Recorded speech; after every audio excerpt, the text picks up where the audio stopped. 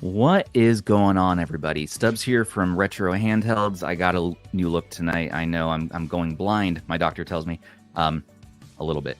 And we have Mr. Aish here, of course, from our channel. We got Rob, the Retro Tech Dad. No AI announcer tonight. We said no. Let's just start this thing out. And we got Mr. Chris Covers from Retroid. Chris, welcome back to the show, man. Hey, thanks for having me back.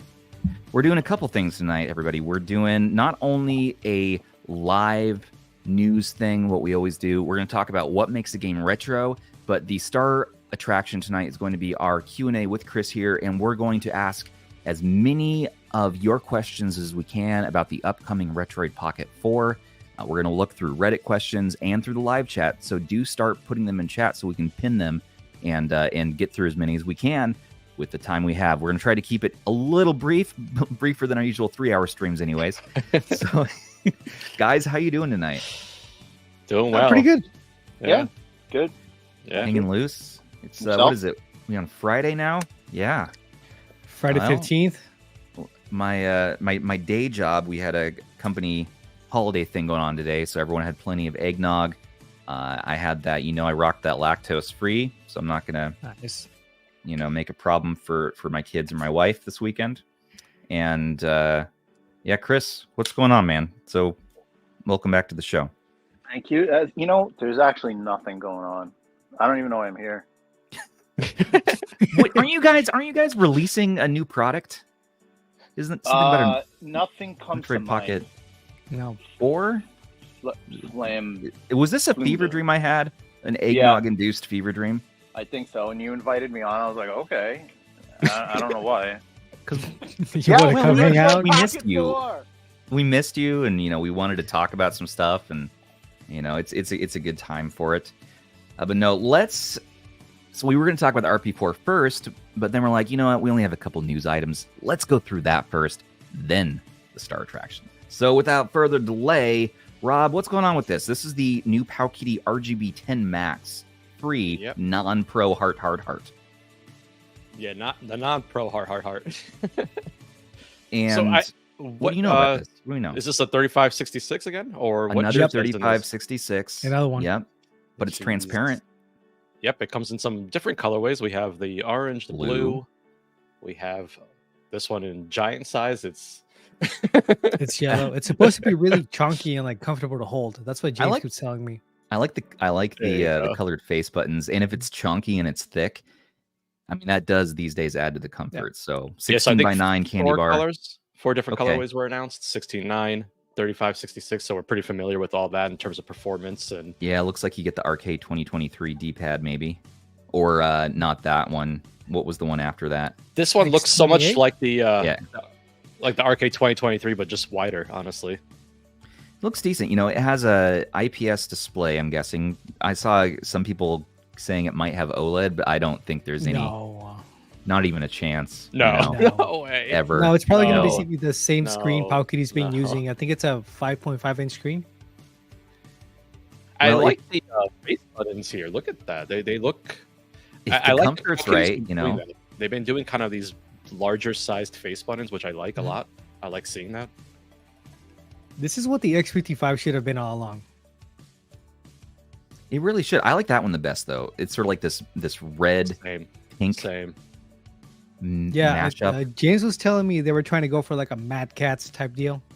Remember the old Mad Catz controllers? It's actually an OLED. It's an OLED, guys. It's an OLED. It looks a OLED. I don't have much to say about it yet, really. I mean, do we know anything else yet? Any release date? Did James, their dev, say anything about this? Nothing. All we know he is dropped that the pictures, and that's about it. Yeah. Good. That's it. Great. We have nothing else to say. Good. That's it. I have no other opinion. That's all there Move was. on. Yeah. Move on. Yeah, he says to be officially announced and sent to devs soon. Thick plastic. He actually put TM. thick. Yeah, thick plastic. It is a jealous. thick plastic. The vent smell on that, which legally we are now required to say, do not smell your vents, everybody. That will eventually cause health problems. But still, if this has what we need, then we'll be talking about it.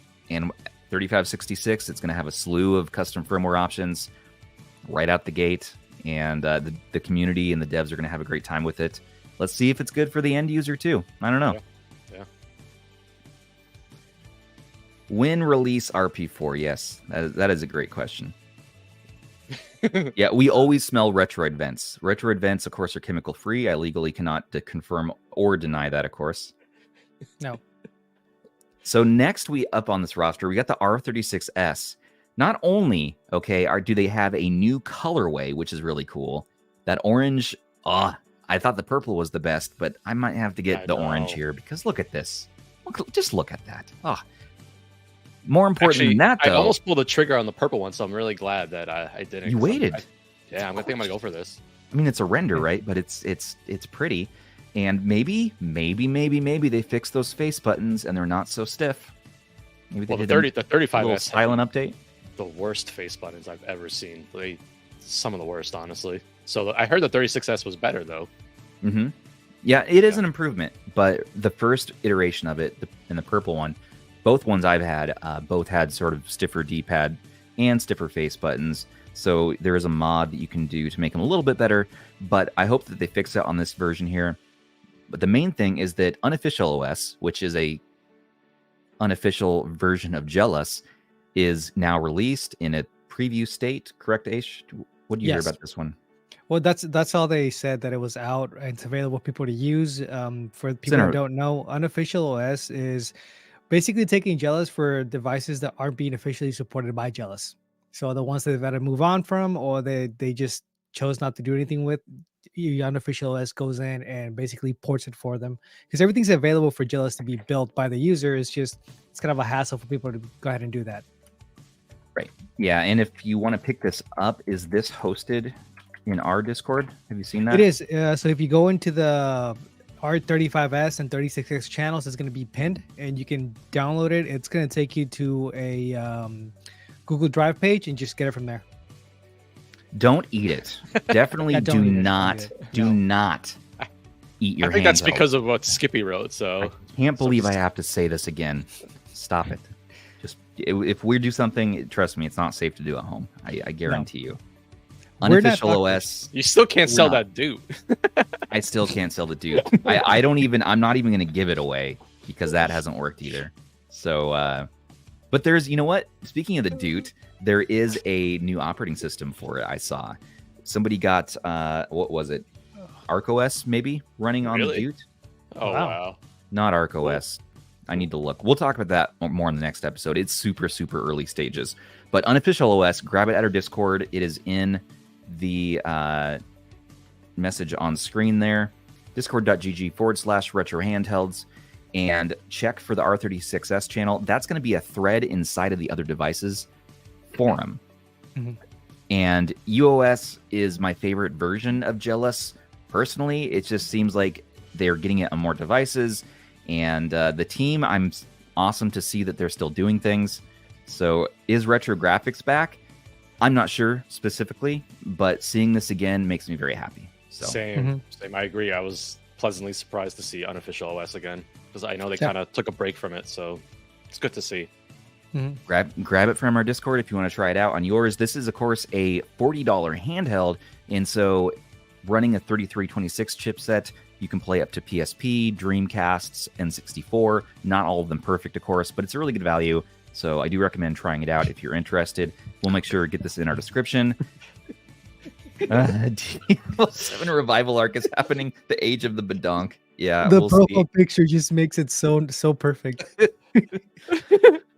Speaking of custom firmware, though, we also have Gamma OS. You guys see this on 3566 devices now. So the savior of the over sharpening for the Anbernic devices is now coming out with software, Android software for devices such as the RG Arc and other 3566 devices. More info, of course, in our Discord if you want to know more. Rob, have you read anything about this? No, I have not. I saw that. I know Anbernic was rolling out 35XX stuff, and then that kind of ties into this. So I didn't see any of the Gamma stuff though. So check our Discord. We're gonna, of course, we're gonna spend more time on this on the next episode. We hope, we hope to get Gamma on early next year to kind of go in depth like we did with Black Seraph about all this. The Gamma Squeeze is just doing an awesome job. And then unfortunately, 35XX Plus, while I really adore the hardware, the software is not ready yet. Everybody's pretty much unanimous on that at this point. The last 2 updates they released, the first one made the device a little worse in some ways. The second one, it's almost impossible to download and install it, and it comes with all the ROMs, unfortunately. So we haven't been advertising that one. No. That sucks. They didn't give a version in the second update here that came out yesterday to do ROM free. And in countries like Japan, it's actually illegal. And they can trace this, apparently. Someone reached out to us and said it's fully illegal in our country to even click that button, to click that link. Yep. So can you guys release it without the ROMs? And I said, I'll pass this information over to Anbernic so they know about it. And I hope that they give us in the next few days here an updated version at least so we can try this update out. But it fixes more known bugs, keeps the lights on during sleep to better identify whether the machine is shut down, adds a GB filter border. RetroArch Simulator PSX adds core selection to play Metal Gear Solid and Xenogears. Cool. I don't know what that means exactly. The switch between the PSP D-pad and joystick has changed from the previous R2 key to the power key. All right. So we got some more fixes. I personally am waiting for the next update to do anything at all. Yeah. And beyond that, I recommend waiting for probably Garlic OS to be ready. Or there's a new player on the town. The developer at Dixel is making an operating system called Mustard OS, or MuOS for short, and that is a specifically RetroArch pure version of firmware for the 35XX Plus in alpha as well. So there are a lot of developers starting firmware now, and we're going to see which one can bring the key software that's going to make this device a must-have for people. Because right now you got great hardware with software that's a little clunky, and I recommend the original 35XX over this still at the moment. Batacera as well. Batacera is coming along too. So that's one I'm excited to try out. And I think that one might be the furthest along. That unlocks the GPU fully. You get the best performance, while the UI is not going to be as user-friendly generally as Garlic OS. I think very much like the original 35XX, that kind of going into the next year, we're going to start to see the Plus kind of take shape and become a much better device. I do wish it was better out of the box, but I think we'll get there with it. You know, it's going to be popular for sure. Yeah, I know that we will too. MinUI might be another option that we're going to see here. And do you guys know that also, while we're talking about this, the M17, all these low-end handhelds are getting these really good firmwares. The M17 just got MinUI. I did not put that together until yesterday. I'm like, wait a minute, what? So I need to load that on this weekend.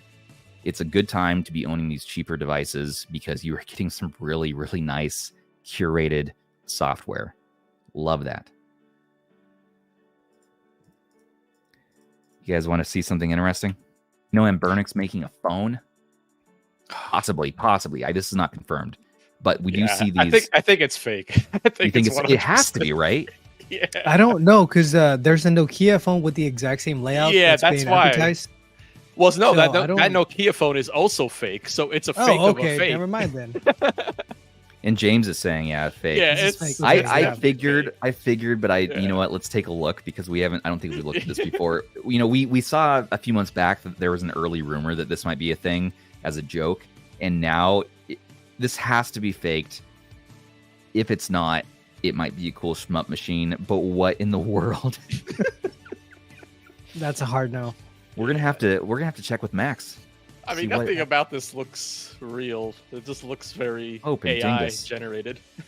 Yep. James says, look at the render here at the curved screen, handheld on the shelf behind.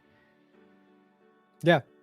Okay. Hey, that handheld is in another picture too, for the one that we saw for the new 1x1 screen they're doing, the one with the horrible colors. Mm-hmm. They have that same curved screen in the background, so I'm hoping that's also fake. I saw that.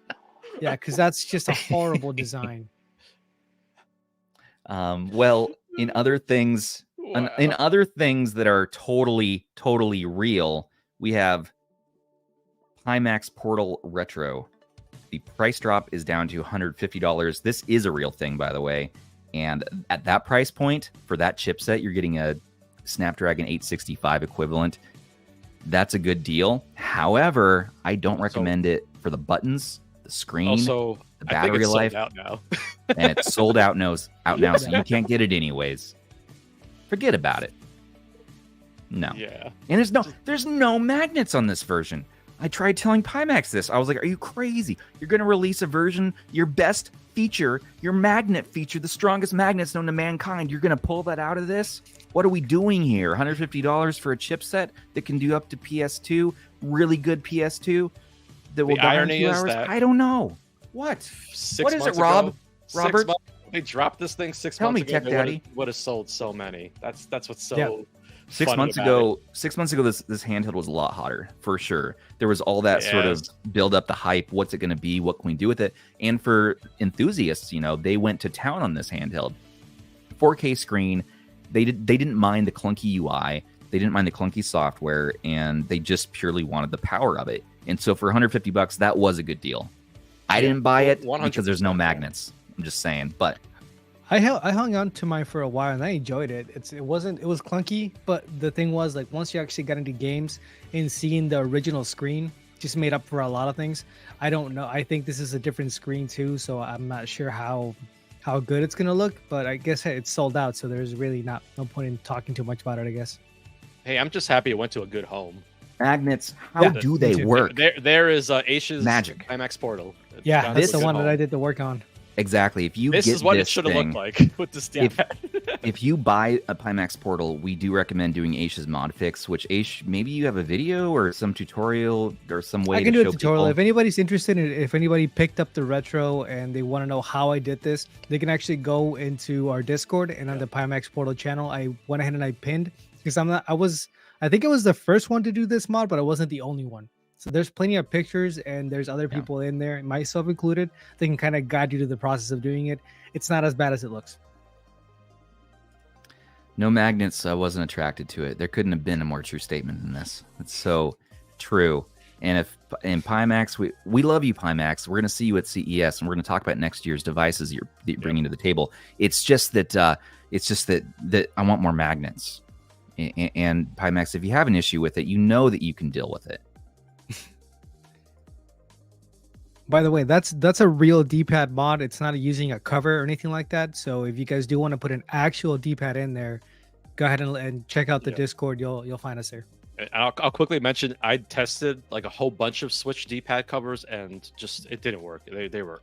It's not a good solution. There's a picture of Rob testing out his. It's him hard at work. Fair. Aish, what's that keyboard? Is that a high 75? That was it. That's not Aish. That's not Aish's picture. Somebody else did your mod, Aish? No, that is Aish's unit. He sold it to somebody. You sold your beauty? Yep. Yeah, it went to a good home. It was time to though. move on. It did. All right. Yeah. I can't hoard all the Quadzilla wants that handhelds. mug At some face. point, I gotta get rid of some. That's fair. The pickles will never end. Don't you understand this? This is part of our blood now. This is part of us. Chris predicted correctly. He said, "Well, how's the episode going to flow?" And I didn't give him notes in time. And Chris, you were like something pickles, something news, something Retroid, something Stubbs Nubs. And guess what? Speaking of Stubbs Nubs, we're about to release Stubbs Nubs Rub. That's right. This is a real thing. Stubbs Nubs One Spice. This is the salt and pepper mix you can put on your tasty foods, and it doesn't have anything to do with gaming or joysticks. It's just a salt and pepper mixed together. You know that you Chris, can put it you knew on what you got spaghetti. yourself into. You can put it on pickles. You can put it on like pigeons, like whatever weird diet you have. You can spice it up with my One Spice. How do you not have garlic and onion powder in there too? Don't reveal my secrets. That's my special. I was gonna say this looks more spice than blend. just salt and pepper in there. Shh, we can't reveal what's actually in that yet. Okay, this is sort of the mock. This is the prototype. This is the prototype. I can't give you my secret 7 blend spices here. Patent pending. Stubbs dust in a jar. I can't really. I can't tell you what this is about yet, but we are making a food-based item to go with the Stubbs Nubs. So just stay tuned for this. It'd be great if I had a Stubbs mug for it to go into. We are going to work on Stubbs Nubs mug soon. I promise. Apparently, people want to have some like Stubbs Nubs 3D mugs. printed I don't know what's wrong with the internet, but I love you all, and we should talk about something else. Enough time on my silliness. Netflix now is making video games. This is freaking weird and wild, and I'm gonna give Rob a minute. This is a last-minute edition. Yeah. So they're not making games. What is they're this? pretty much doing the porting of games. So these are like the mobile versions of Grand Theft Auto. They're like the first, well, not the first, but like the 3 Vice City San Andreas. They also have some other games that were already available. So if you do have an Android device like a Retroid Pocket 4, you should be able to play a lot of these games. I was seeing that unfortunately San Andreas and Vice City don't run the best on the 3 Plus unless you drop the settings. It doesn't. But if with the up and coming Retroid Pocket 4, that shouldn't be an issue. So it's pretty cool to see that Netflix is the company that's actually pushing for Android getting real ports, which is something that I know we've talked about before, saying like the Switch can do it. We have plenty of phones that are more powerful than the Switch. Like, start giving us actual ports. So then we just find this in our app store on our Android phones and devices. I think you have to launch the Netflix app on your phone and you download it from there, and then you can play it. But there's a bunch of games on there, like Dead Cells. There really is. That's so cool. Yeah, Dead Store, Oxenfree. Those are all real games that you can now play on your Android handheld or your phone. They're all like touchscreen compatible too. Okay. They've been adding kind of cool stuff constantly. I mean, like compared to like what they had last year, I mean, there's a lot of stuff on here now. Yeah, so there's as a long lot as of you're a throwaway Netflix games, member, but you just sign in and boom, you have access to all these games. Yeah. Off the top of my head, I can remember Shovel Knight, Into the Breach, these two right here. Shredder's awesome. Revenge. Shredder's Death's Revenge on there. Door. Yep. I forget. There's a bunch of really good games in there. You do kind of have to look through some of the not so good.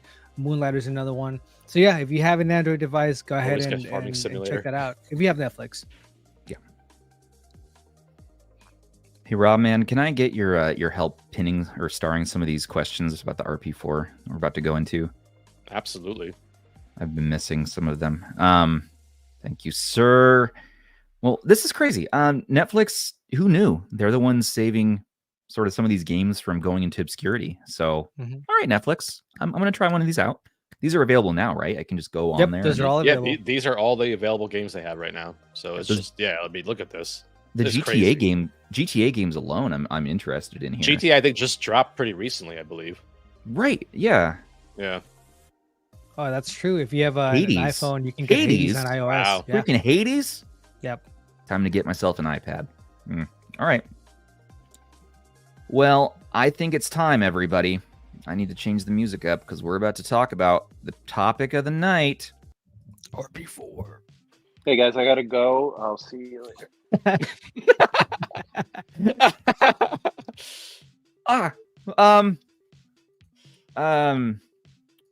Nice. Well, we were going to talk to Chris from Retroid, but that's... Nah, he's back. He's just messing. Sorry, Chris. I removed you for comedic effect. The Retroid Pocket 4. What?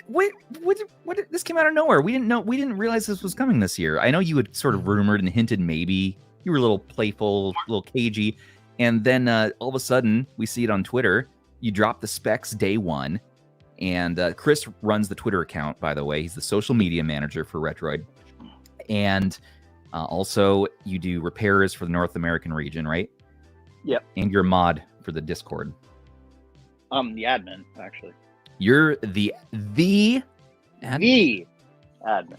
The administrator himself is with us. Some people know me as El Presidente. AKA Discord Daddy. Yeah. So we got a Discord daddy, we got a tech daddy, we got Aish as my daddy, and we have the RP4. So Daddy. You're dropping two SKUs, an RP4 and an RP4 Pro. Yep. Correct. Now, when's the Plus come out? Now it's the Pro. It's the Pro. People are asking, yes. The RP3 did have a Plus. The 2 had a Plus. Are there any plans? Let's just ask this right off the bat. Are there any plans for a Plus? You're looking at it. The Pro. You're starting from day one with the Pro. That's good guy, Retroid. Okay, all right. We're going to look at some questions from the live chat, and we're also going to look at questions that I'll pull up here in a second on Reddit and our new RP4 mega thread. Some people don't know this, but we also manage a number of subreddits as part of RH, One of them being r/Retroid. That was our very first thing on the internet we ever did, and it's one of our babies. And we've got that mega thread up now with adding information here and there. And we're going to look at some questions in there. This caught me by surprise. I'll have to say that earlier this week. And I was like, what? It's like I took a shower, I threw on clothes, and I rushed into the studio here, officially called D's Nuts. My friend's 10-year-old son named my studio D's Nuts.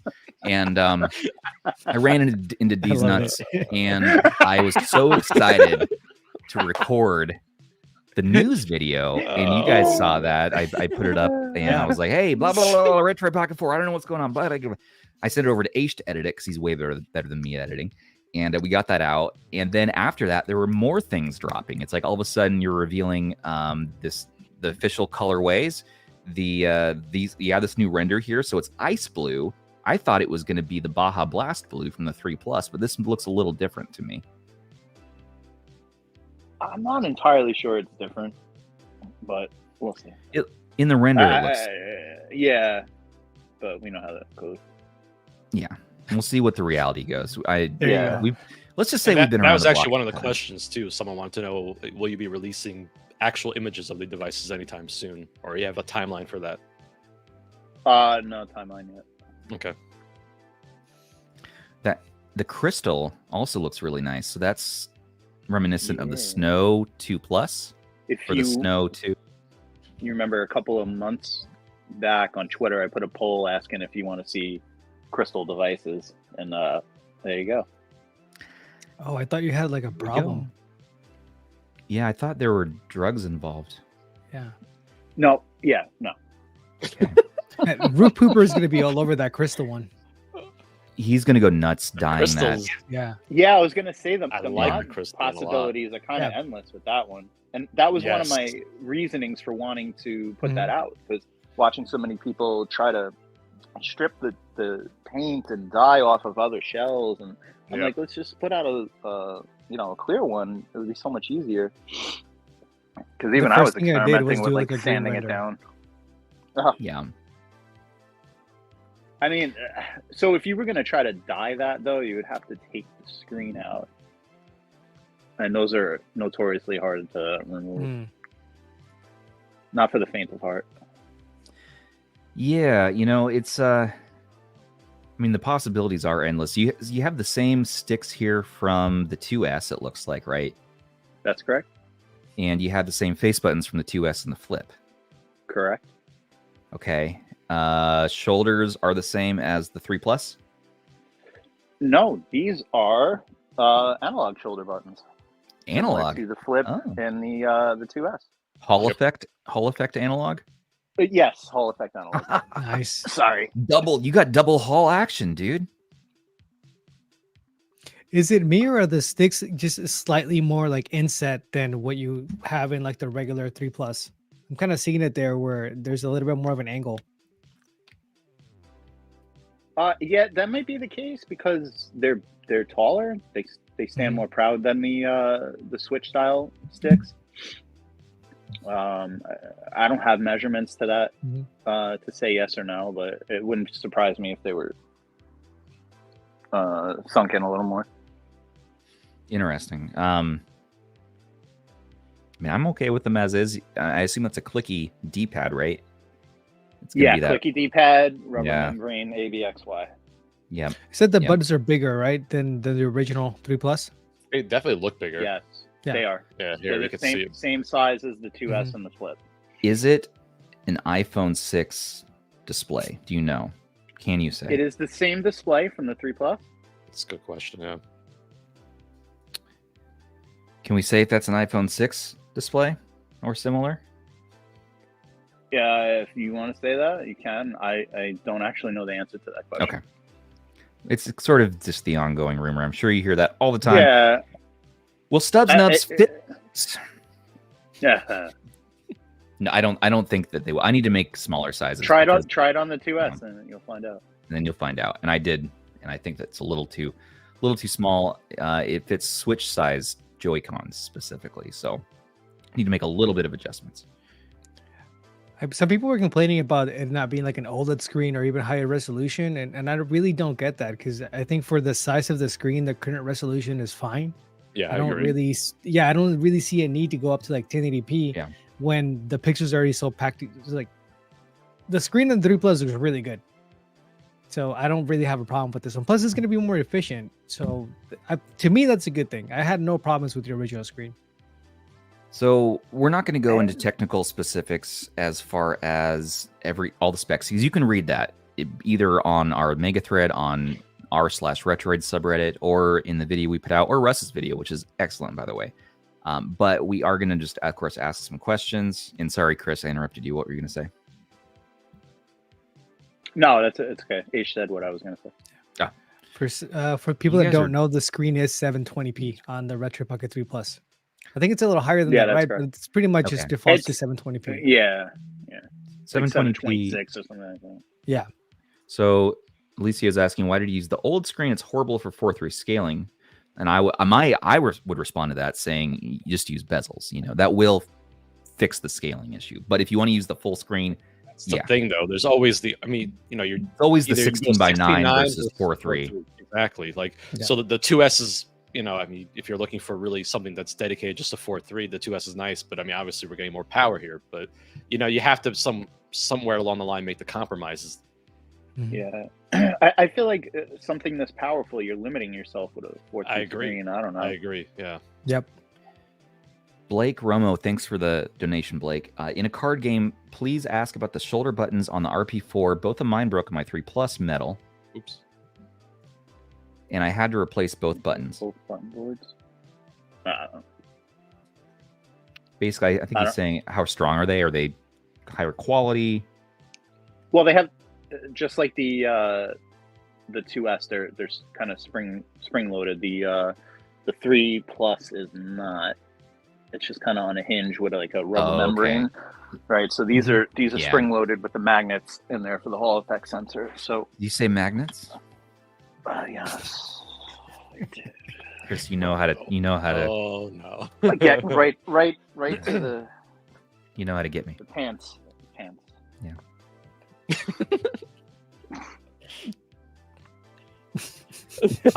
Yeah, so I hope that answers that question. I don't know what the question was, really. Yeah. He's saying is he going to be worried about QA issues on the shoulder buttons, which we don't know, but we'd have to assume that they're improved, because you were saying that they are using a better mechanism, and there's magnets. Magnets never fail us. Magnets are tried and true since the dawn of humanity. Question from Paulo. Someone have an idea when release? We're going to save that question for last. Does the Retroid Pocket 4 fit Stubbs Nubbs? We took care of that one. How loud is the active cooling from Kernel Panic here? Can we turn it off? I assume so, but I don't have this system yet, so I can't really answer questions like that. But it's in the software to turn it off on the other system, so I think it's a safe sexy assumption backside. that you can still do it. Oh yeah, the sexy backside. Yeah, there's a sexy backside. Sexy backside. And then, as far as how loud it is, there was a different fan that we switched to for the Flip that is so quiet that you don't even know it's on. Wait a minute. So was there a silent update midstream on the Flip? Sorta. Yeah. Okay, that's fan. good. Yeah. No, that's great. Yeah, and that's why ultimately for me the Flip didn't work out, because the fan was just a little bit much. I know Aish had a great fix for it. I would love to buy a newer Flip now and try out the new fan. Actually, Turtle's system needed some repair, and he sent it to me, and I put the new fan in his, and he messaged me saying, "Chris, did you test if this was working? I can't hear it." I don't know, it's on. It's just much better now. Yeah. Well, I was asking this in my thoughts video, like, can we get a more efficient fan? And it sounds like Christmas has come early on that one. That's good to know. So I don't know if that will be the same thing on the RP4. I'm just I'm hoping that. This is also Android, so I don't really think the fan would ever really get that crazy. It's not like we're talking about like an x86 device that's going to get really, really hot and really needs that cooling. They tend to be a lot more efficient, so it's not going to go crazy even if it was a little bit of a louder fan. James DeWitts and Dr. Riot are both asking, are we going to get purple? Not this time. And at least not now. I don't know what the future might hold, but any other colorways right now, which is really colorways that surprising you're planning at all? Just what you see right now. Less e-waste, less factory waste, because I know transparent colors especially are tough in the process. Yeah, and I know everybody has their favorite, and people. It's really funny. People are like, "Where's the orange? Where's the orange one?" And the orange RP3 was the least popular one. It was so sales, cool. That's kind of why. That's crazy because I actually loved like, that one of the two. Yeah. It was such a cool color. Sure, but people's wallets didn't love it, I guess. Yeah, I don't know. It's interesting. Yeah, it was. So you kind of got to look at the sales trends and say, you know, of course. If we want to, we can't keep adding colors because then where do you end that? Right. You know, there's only so much production you can do. Yeah. So, you know, sacrifices must be made sometimes. And sorry, Indigo's not there. I think it's a pretty solid lineup of colors. Yeah, like I think the crystal one is great because, like you were saying, you know, someone can go and customize it, dye it, and do something different with it. So I think that's going to be a popular one. You can definitely, so you can paint the inside of the case and then make your indigo there too, right? So that'd be cool. What about I think battery life? Oh, sorry. Battery life. Okay, so with the I have rough estimates right now from testing that was given to me. So the battery life, it's got the 5,000 milliamp hour. You get roughly between 2.5 to 3 hours of God of War on 2x resolution with everything max, brightness, performance, all that.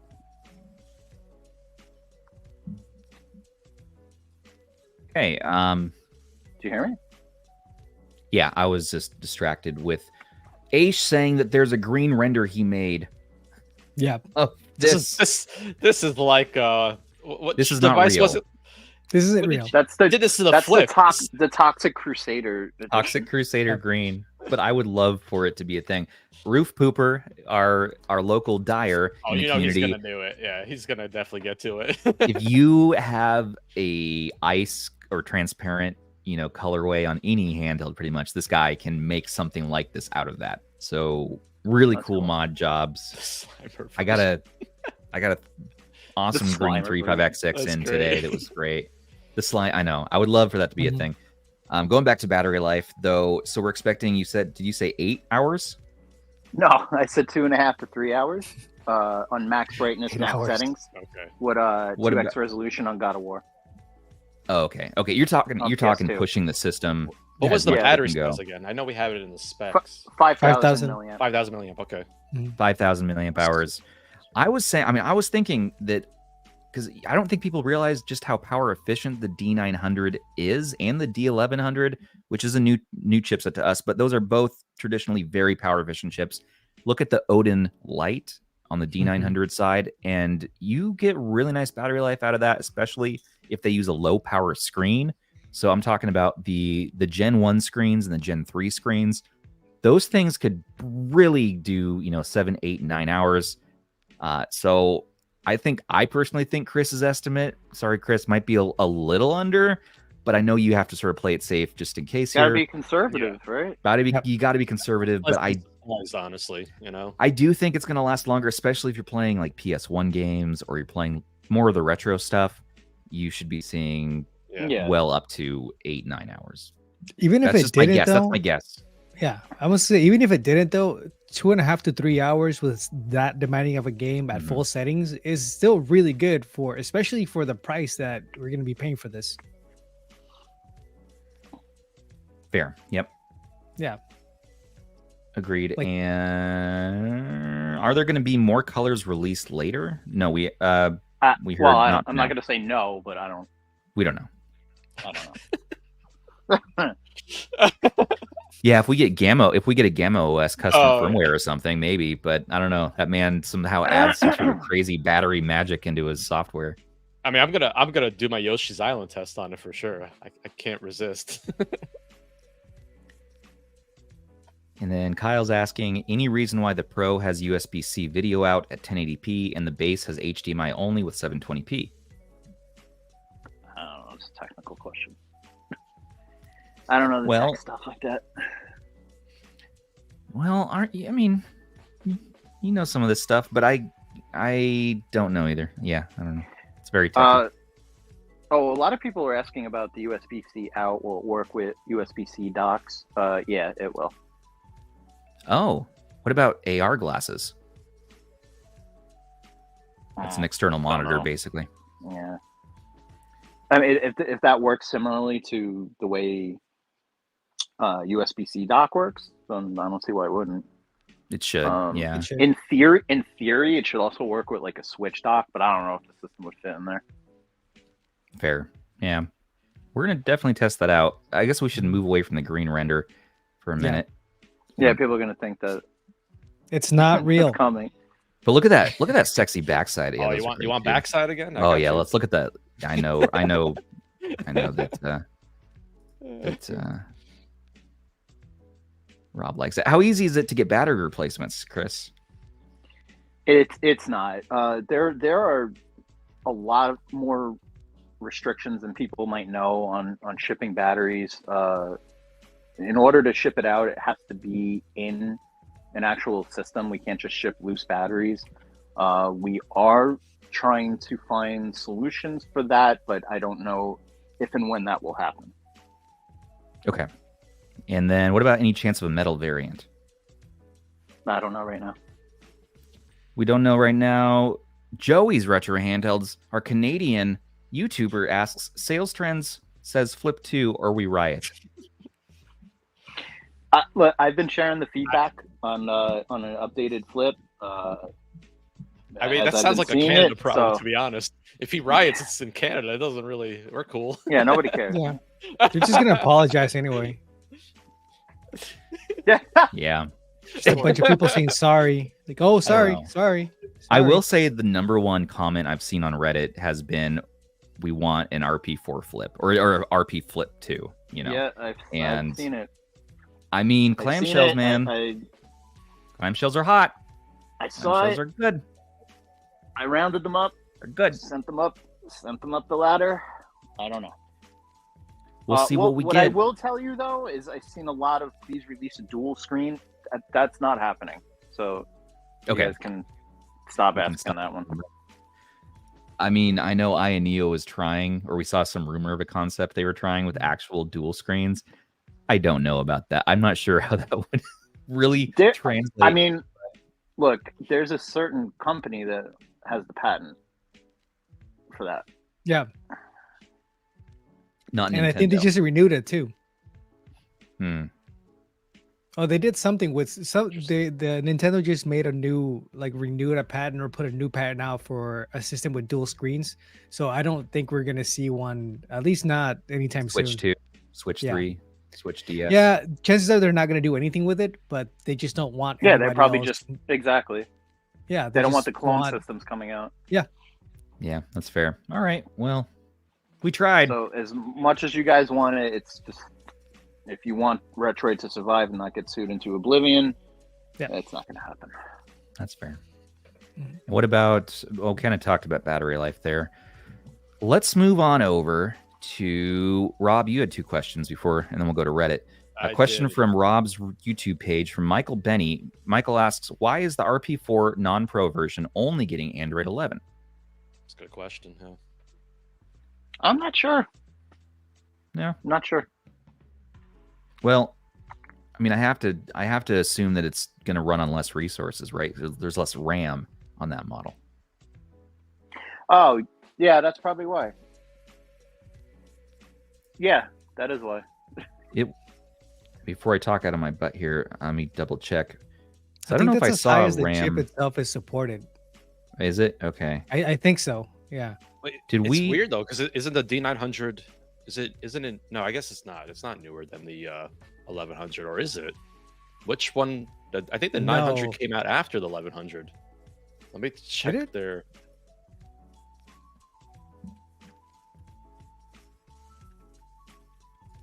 Now I'm second guessing myself. I was like, I thought there was a RAM reveal, but I'm not seeing it. There's that.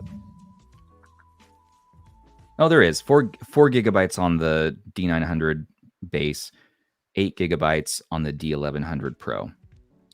So you're going to need that minimum 4 gigs, I think, to do Android 11. Android 13, which is what you have on the Pro, is a little more hungry. And if you're going to do like Switch emulation or something, you're definitely going to want that 8 gigabytes. So yeah, so the 900 did drop later, which is interesting. Yep. But I guess that makes sense. It's kind of the mid-range chip, so they usually release the flagship chips first and then come out with those later on.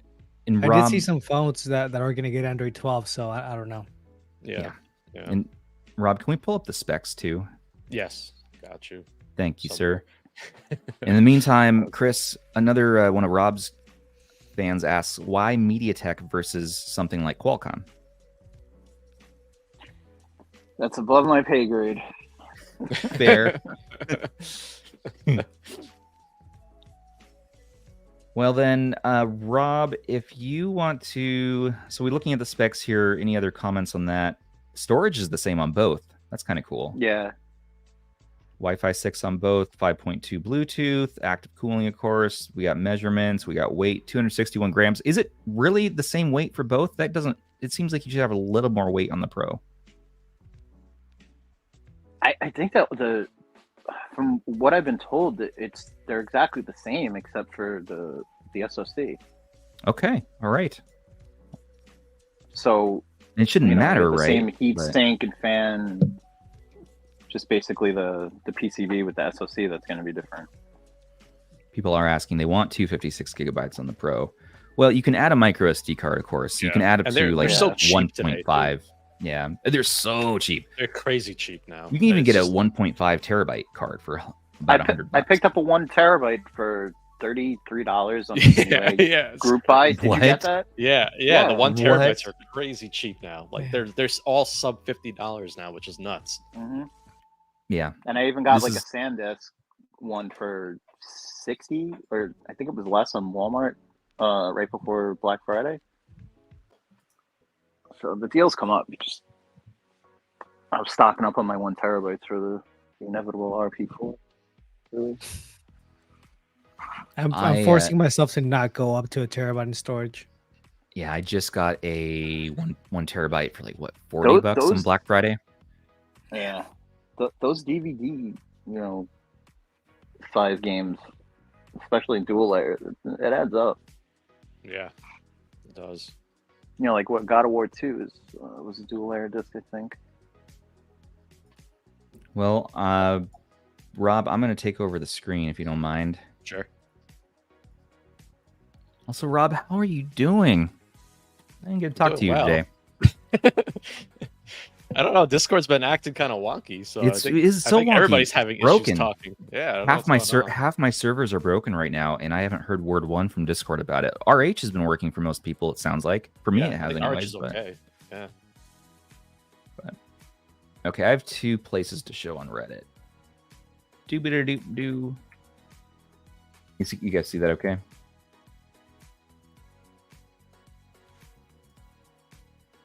Win flip 2. Joey.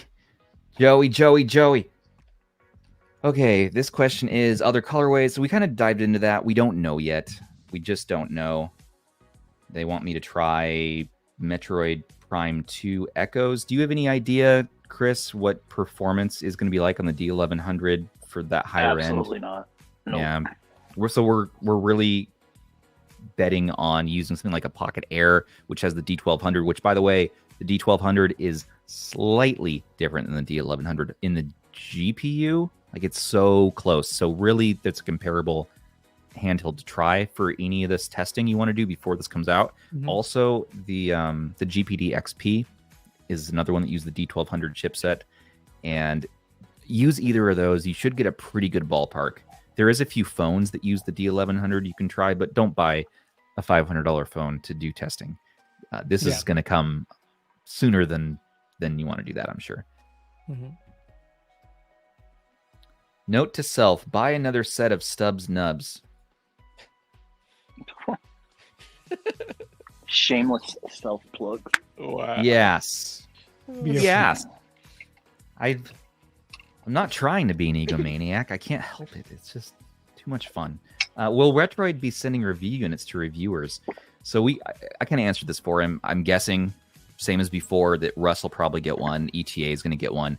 And for a little smaller channels, we applied for one. We'll see.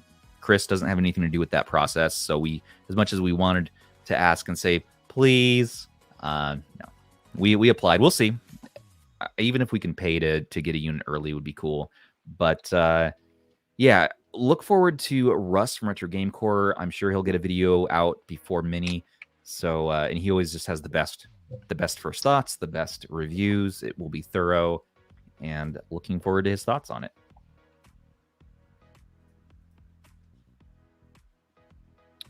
Joey again. No. Pre-orders open.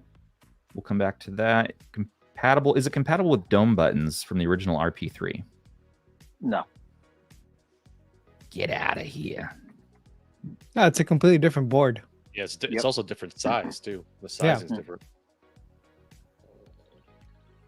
Flip. Any interest in a RP1S or another vertical? I heard rumor of another vertical sometime back. That was not real. Ah, right. It's real to me. Okay. We want it. We need it. We need that wrestling meme. It's real to me. It's still real to me, damn it. How long will the RP3 Plus and RP2S be supported after the RP4 launches? I don't know. Well, I know that you're the North American fixer-upper for some of these. So, I mean, are you still going to be accepting RP3s and RP2s? So that all goes through Retroid. It's not like customers, if they have issues, they'll open up a service request with customer support. They'll see if it's under warranty or, things like that. And if it is, it can be sent to me for repair. I just get the work orders and work them. Yep. So whether or not I want to fix it or not, or, to answer your question, I couldn't even fix a 2. I don't have any parts for that, but 2S, 3 Plus, I could do right now. Okay. But, that's only going to last as long as the systems are manufactured, the parts are manufactured. So things do get sunsetted after a while. And we always see there's some tinkerer in the community who seems to take it upon themselves to sort of buy up stock of some of these parts. And we saw this with a lot of GPD products where there was a few people who bought up a lot of stock when it was going away. And then they're the ones who take it upon themselves to start doing these jobs for people. Like we had I'm trying to remember his name now from the GPD Discord. He was a really cool guy. He's not really doing stuff anymore, but he would take in like GPD XDs, fix hinges, fix buttons, replace membranes and all that. And so I wonder if we're going to see that sort of pop up again for old Retroids, because people are nostalgic now for RP2s. I know I am. And a lot of people around in 2020 when Retroid really hit the scene big, they still love those devices and they still cherish them and sort of keep them, maintain them. Yeah. I mean, I don't know how many parts somebody can possibly buy though. Most of them are custom made, save for the screens, and like even the battery is custom. You can't purchase them anywhere. So I don't really know if somebody could do that. Yeah, I mean, I guess they'd have to, and this is what I see a lot with like GPD Win 2s and stuff. Like you can't buy parts really, and so you have to just buy broken Win 2s, and then you harvest the parts, and that's probably what has to happen, right? Either way, like people are still asking for support for broken 2S or not 2S, 2 Plus or 2 systems, and there's no, the parts just aren't manufactured anymore. Whatever was up on the website was it, so there's no analog sticks anymore. I think if the screens are still up, I would imagine that stock is dwindling. Yeah, but so you have to hit up eBay or something, buy up the old stock and take it apart, get some parts. Good question. What are the expectations? Battery life. Okay, we covered that. I'll try to respond to these over text later. We'll have game test videos on YouTube like before. Would love to see. Oh, yeah. Is Retroid, are they planning to do some pre-game testing videos on their YouTube channel? I'm not sure. I'll have to ask. And see, I always like those videos. You always have the white gloves, so fancy looking. And that was big kerfuffle about like what's the exact shade of white on this handheld. It's always nice to see God of War running. It is, yeah. That's always classic. It's always God of War 2. Not a question, kind of remarks, expectations, wishes for the clear colors, especially clear white would be nice, addressing quality concerns, potential yellowing. Do you know of any potential yellowing? No, I mean... These devices, you know, we'd have to have them for years, 10 years to really see that effect. I mean, my 3 Plus didn't yellow, so... I have my original RP2, and there's a little bit of a yellow tinge to it. I mean, a lot of times that's a chemical reaction. A lot of times, too. So there's really nothing you can do to help that. Nothing you can do about that. Yeah. Yeah, I wonder if you could use magnets to slow that process down somehow. Just have more magnets in your. Why don't you figure it out in these nuts and let us know? I've been working on these nuts for a while now. It's really coming together. I feel like I have a rug now, so it kind of ties the room together. Will Retroid does the rug match the drapes in these nuts? Actually, my rug is green. Nice. My shirt is green, so technically today, yes. Will Retroid consider, Chris, a revision with the D-pad and left stick swapped? Nah. Please don't. No, thank you. All right. You know, I said this in my preview video too, that I love seeing the placement of those joysticks. Having that be sort of the correct retro placement is really nice. And I'm a convert, by the way. I was originally much more of the mind of I love having a joystick for just everything, fighting games, whatever. That was back in the pre-times before I was cultured. Okay. Now I've been educated by people. And now I'm like the 2 and the 2 Plus was before my time with the company, but I still bought them. And I didn't realize how much I didn't like that setup until the 3 came out. And I was like, oh, this is better. This is nicer. Yeah. Yeah. It's just, the same thing. I didn't realize until later on. It was nice to have the joystick there, of course. You couldn't click it, though. And you had to reach down for that D-pad. And the D-pad at first was so stiff on some of those early models. So it's been awesome having this. All right. Metallic versions. We kind of talked about that. That's one of my big arguments. 60 FPS. Oh. Probably yes. I would say God of War probably runs at 60 FPS on that chipset. Yes. Yeah. By the way, if anybody is feeling, adventurous and they want to put the work in, we would love to see another compatibility spreadsheet. If someone started one now and they happen to have actually Fruit Loops in our server started one really already. He might have, Fruit Loops, if you're out there, Chris, if you know, I'd love to get a link for that so we can add it to the mega thread and sort of get that around. I'll ask him for it. All right. Yeah, and then a lot of these questions, does my favorite game work? Can be answered easily on a spreadsheet like that, and especially one with a chipset, especially on the base model, it's easy to answer now. Chances are, yes, it'll work. Yeah. Fruit Loops just said, he's starting it. Great. Okay. And also, Fruit Loops, good job on the 3 Plus and Flip one, too. That was an awesome spreadsheet. Still is. If anybody wants to know what the base RP4 is going to be able to do, just look at Odin Light reviews. That should give you a pretty good idea. And if you guys did watch those videos, you'll remember that the Odin Light was actually pretty comparable to the Odin Pro. So there isn't going to be that big of a difference. And the RP4 Pro is going to outperform both Odin models. So chances are your games are going to work. That's key. The RP4 is going to outperform the Odin Pro even. So it's kind of crazy. Pro. Yeah, it's just kind of crazy seeing these devices here enter this new bracket. You guys are entering through the high-end bracket now. And you're competing against KTR1 and Odin Pro and all these Neo Pocket Air. And it's going to go toe-to-toe. This is an exciting next chapter, I think, for retro handhelds. It's funny is everybody's wish list for RP4. Everybody's like, it'll probably just be a D900, and then that's it. And then we were like, what can we do to up the ante a little bit here? Right. It was wild seeing like, what? It's going to come out with what? Usually stick to the lower end stuff, and it does well, but it's cool seeing a pro model here.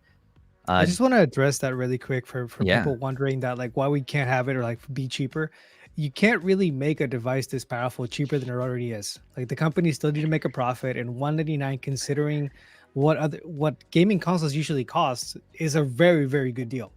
And for the argument of look, we just use your phone, a lot of us, me included, I don't like playing on my phone. It's just not the same. It doesn't feel good. You have to add another controller on top of it, so the cost already goes up. Most telescopic controllers are about $100 already, so that's already half of the cost of an actual gaming handheld. So it's not really. I think Aish, a lot of people just don't know what things cost. I saw so many comments for people saying they wanted all the specs of the Odin 2 in the size of the 3 Plus and be under $199. Yeah, that's impossible. Mm-hmm. Yeah, it's literally impossible. Yeah, you're already at razor thin margins, I'm sure, with the base, and with the Pro, you have to be razor thin for a D1100 at $200. So having worked with Retroid for over a year now, they kind of put the margins, they set them low so that the savings can be passed on to the customers. So that's something pretty cool that they always keep in mind. People need to understand there's a sourcing cost, there's a manufacturing cost, there's a development cost, and there's a shipping cost to everything. So at the end of the day, after all those costs, companies still need to make a profit. If not, there's no incentive for them to make new devices. And the shipping cost is not included in these pricings, by the way. It's always going to be, whatever the shipping is to your country. So just add that in. There's usually an option of DHL and 4PX. 4PX. No, Aish meant the cost to the manufacturer. Oh, yeah. Even moving the parts around is going to cost somebody. Yes. Even keeping the lights on in the warehouse where things are made, you gotta remember. Yeah, so all that has a price, and then on top of it, these companies don't sell software, so they can't subsidize the cost like some other big consumer manufacturers make. So the fact that we're able to get something this powerful, that even a couple of years ago, people were saying they'll pay $500-$600 for a full PS2 handheld that can fit in their pocket. Like here it is, and it's only $200. Even the lower end $150 handheld will play most of the PS2 and GameCube library. So that's a really good deal if you ask me. I just wanted to go ahead and put that out there. Yeah. Thanks.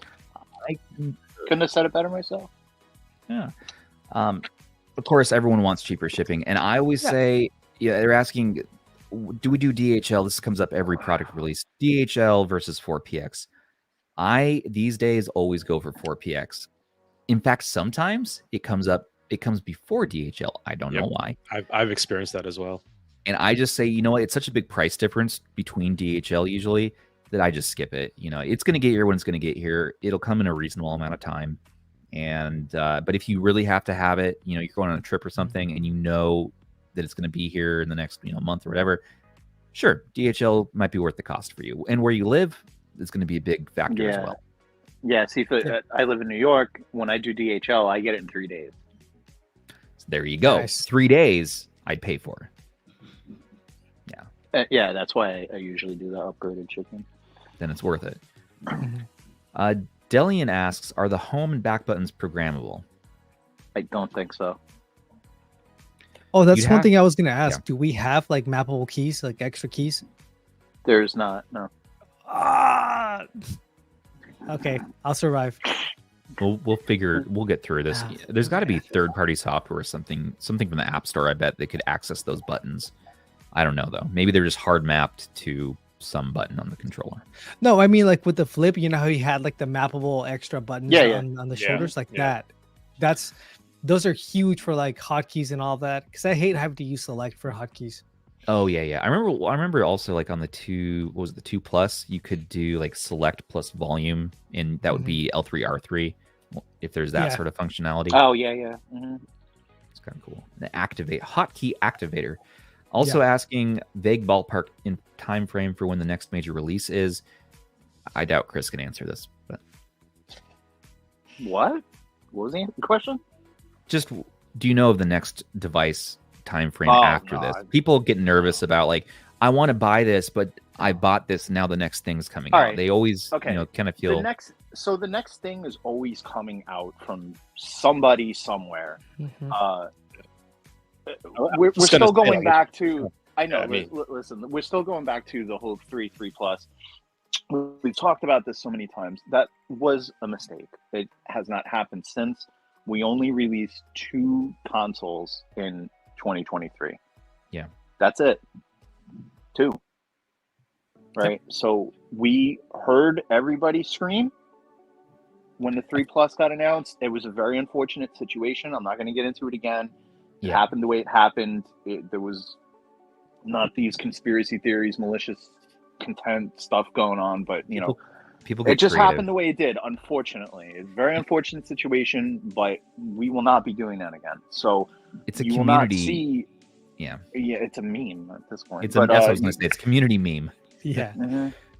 You won't see. So we're releasing the Pro system is the Plus. We're releasing it now alongside the RP4. So there's no one, Plus Model N. Like, no, this is it. I think they might also mean like if there like another variation coming. There might be a different. There could be. Yeah, it's not necessarily going to be more powerful. To your point before, we don't sell software, so we can't sustain, only releasing one thing for a whole year. Yeah, every 6 months is about the cadence we see for Retroid. Historically speaking.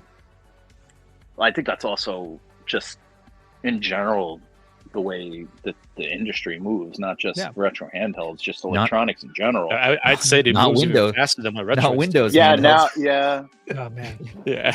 So I think actually compared to the other companies, Retroid's moving at a nice pace.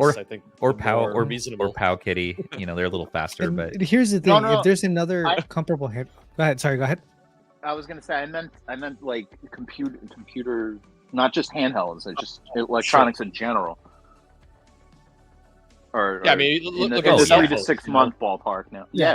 Example. I mean, and the thing is, just because something new comes out doesn't mean you need to drop what you own to get the newest. Right. I mean, like, I have an iPhone 14, but I'm not going to go out and buy the 15 because this phone works great for me. So it's kind of the same thing with handhelds. If your handheld works great, it does everything you need it to do.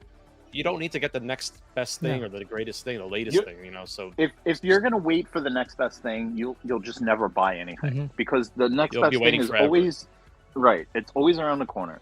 Yeah. Whether it's from Retroid, another company, there's always something, being worked on coming out. It's just the way commerce works. That's it. Yep, exactly. There's always going to be something coming, and the minute it's like with a computer, the minute you buy it, it's already old tech. That's just how it works. Yeah. Or even they say back in the automotive industry, the second you drive it off the lot, the value decreases. Yeah, it's true. Besides, chances are, most of us, I include myself in here, haven't even been able to tackle our backlog with the current devices we have anyway. So, right. Maybe you play some more games and don't worry about the next device. Really be selling honestly, like individually. Sorry. Yeah.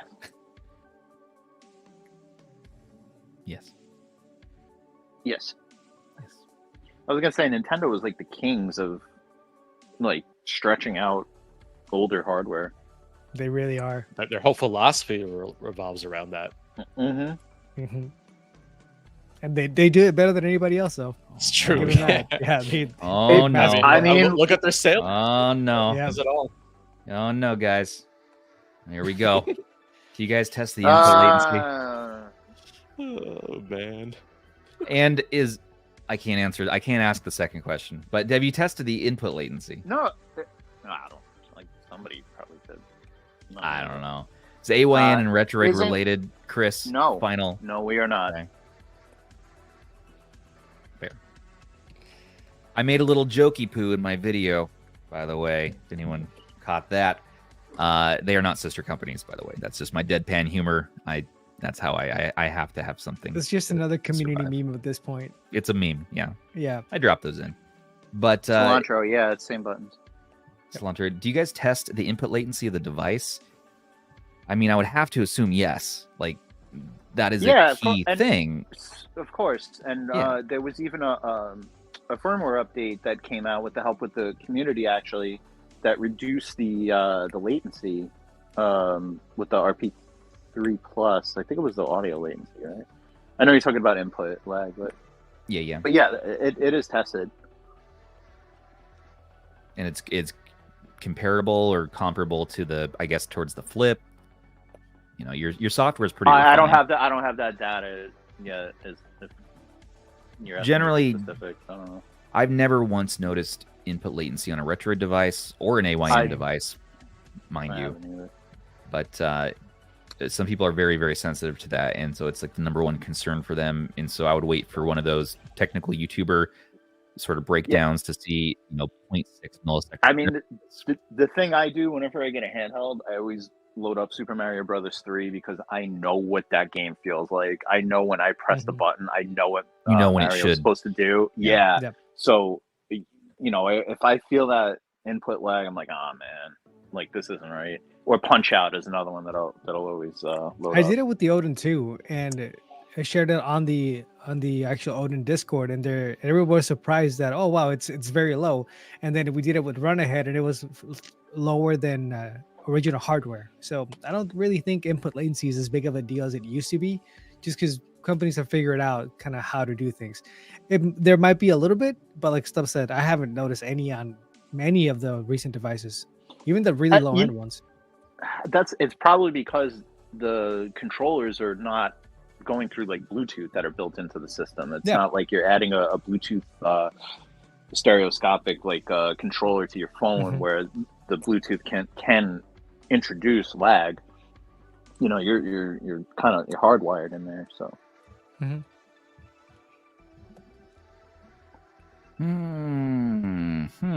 Is it worth the $50 extra for 30% more CPU performance and twice the GPU performance?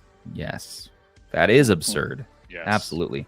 I've just right out the gate, I do recommend the D1100. Not only is it more exciting, it's a new chipset to test. It has better, of course, video out options. You have a later version of Android, so you're going to have more compatibility with Play Store. And you're just going to have more power in general, And twice the RAM. I did a Twitter poll saying which one you guys getting, the Pro or the 4. Oh, and yeah, like I saw that. 93% of the people were like, nah, fam, I'm getting the Pro. It's funny because I saw another community poll taken on, I think, YouTube or somewhere else, where someone had asked, and there was a good amount of responses, and theirs was flipped. Theirs was like, we want like 90% base, small amount wants Pro. Wow. I got to pull that up. I think they're both interesting and just for different reasons. It probably depends on which sort of audience you're asking.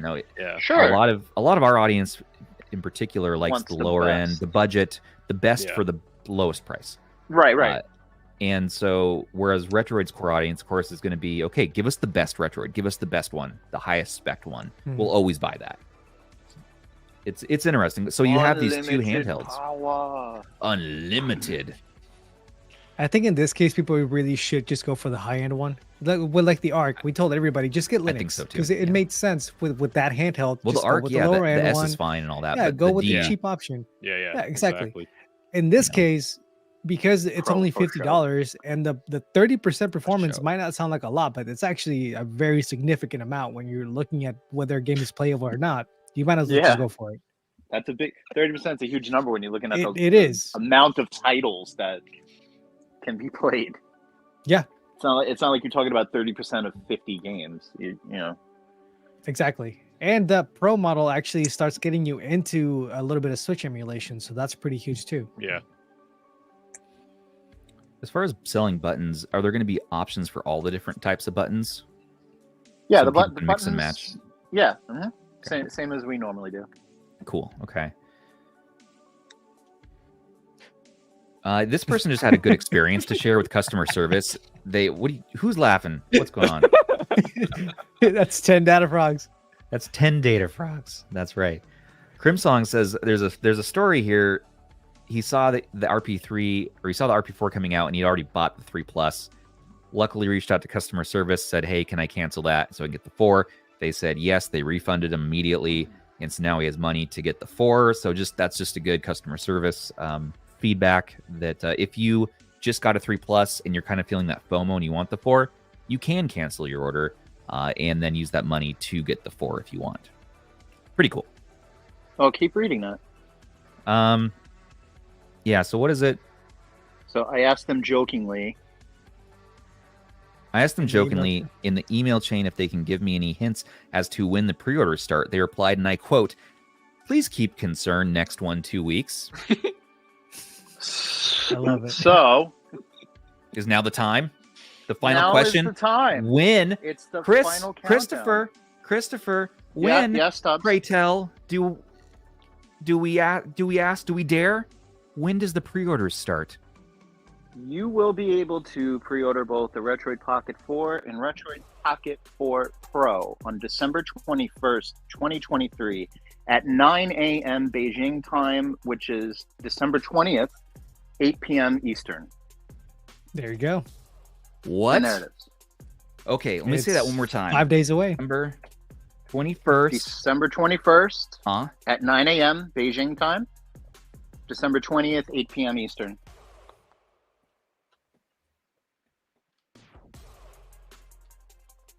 Right on the screen. There will Pre-order. be more info on shipping next week. Nice. That is next Thursday. So Thursday the 21st, 9 a.m. Beijing time. That's going to be December 20th. This coming Wednesday at 8 p.m. Eastern is when we can pre-order the Retroid Pocket 4 and 4 Pro. Very exciting. What about accessories? The standard accessories. You'll have your carry case. Grip? There will be a grip. Yep. Nice. Will the buttons be available from day 1 too? Yeah, they should be.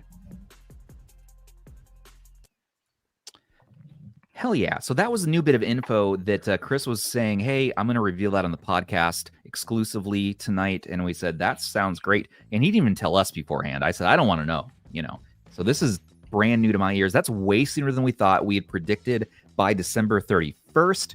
And this is meeting well ahead of that expectation. So what about shipping? Do you know any idea when from pre-order date to shipping date? We should know more of that next week. Got it. Okay. We'll calm down. But we assume, and the rumor is amongst the community, is that Retroid probably wants to get those shipped before Chinese New Year hits early February.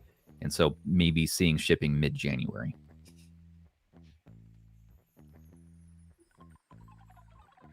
He's not saying anything again. Yeah, he does this to me all the time. Every time I try to get something out of him, we'd always try. Yeah. We promised Chris we'd go easier on him tonight, though. Yeah. We'd be gentle.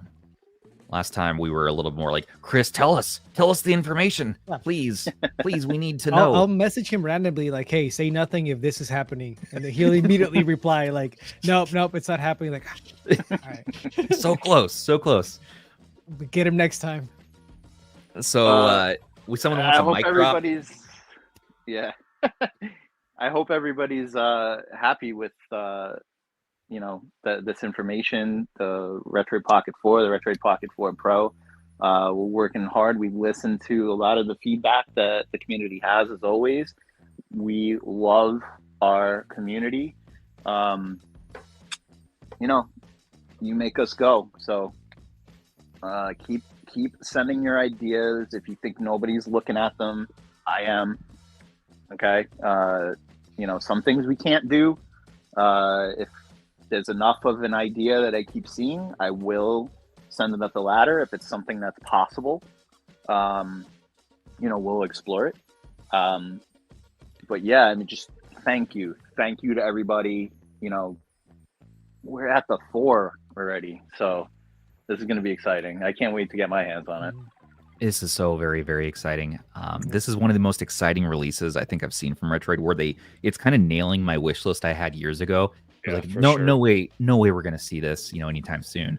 But honestly, we're kind of seeing the dream handhelds hit a lot sooner than I thought. Yeah. So, yes. I mean, talk about starting 2024 off with a bang. That's going to be awesome.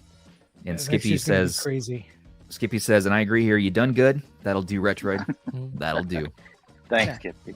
I think it is like we do have to give Retroid credit for that. Like usually, you guys are pretty good about listening to what people want, and it's one of the few handhelds that when you get it, once you put your games on there, you don't really have to do a whole lot more to it. Don't really have to worry about custom firmware and none of that. So I think that's pretty good from a consumer standpoint. It's kind of less fun for us because I know we like to do that type of stuff. But just from somebody that wants to grab something and start playing, you guys do a great job with that. So I think it's appreciated. And thank you. And Jinjo, just to add to that too, people getting into the hobby now, you are entering at a prime time. You have missed so many nothing. good options right now. It's crazy. Just so much good stuff out there. It must be so exciting for somebody who's just entering the scene right now, and like their eyes are open. Like there are other devices besides the Nintendo Switch that I can play games on the go. What? And then they see all these good ones at that too. And they're good, really good devices. This turned into this, and you don't want to know what was before this. Oh, I have it right here. Oh God, this is that. Turned into this is the Retroid Pocket one right here. So the RP1 was a nice first effort. It wasn't for me because of the clickiness, but RP2 I fell in love with. RP2 Plus was like that dream. Slider. Just bam. RP2S was like, holy crap, this is what I originally wanted. And now already we have the RP4, and that is just kind of putting it all together. And 16:9 makes sense on the RP4 now, because it has the power to do those games that are at that aspect ratio. This is still one of my favorite things Retroid's ever made. Same. I love mine. I still have mine. I love it. I just mean because of the color. The color. Colors are great. Colors are great. Lots of does it have unicorns inside questions. Yeah. Is my camera? What's up, I Derek? think so. Yeah. Yeah. Well, let's see. A lot of people from our Retroid Discord I'm seeing in there. What's up, Derek? We've been hitting almost 300 concurrent viewers tonight, which is pretty crazy. So just thank you guys all for watching the stream and for supporting both us and Retroid, and of course the Retro Tech Dad, because he's the Retro Tech Dad.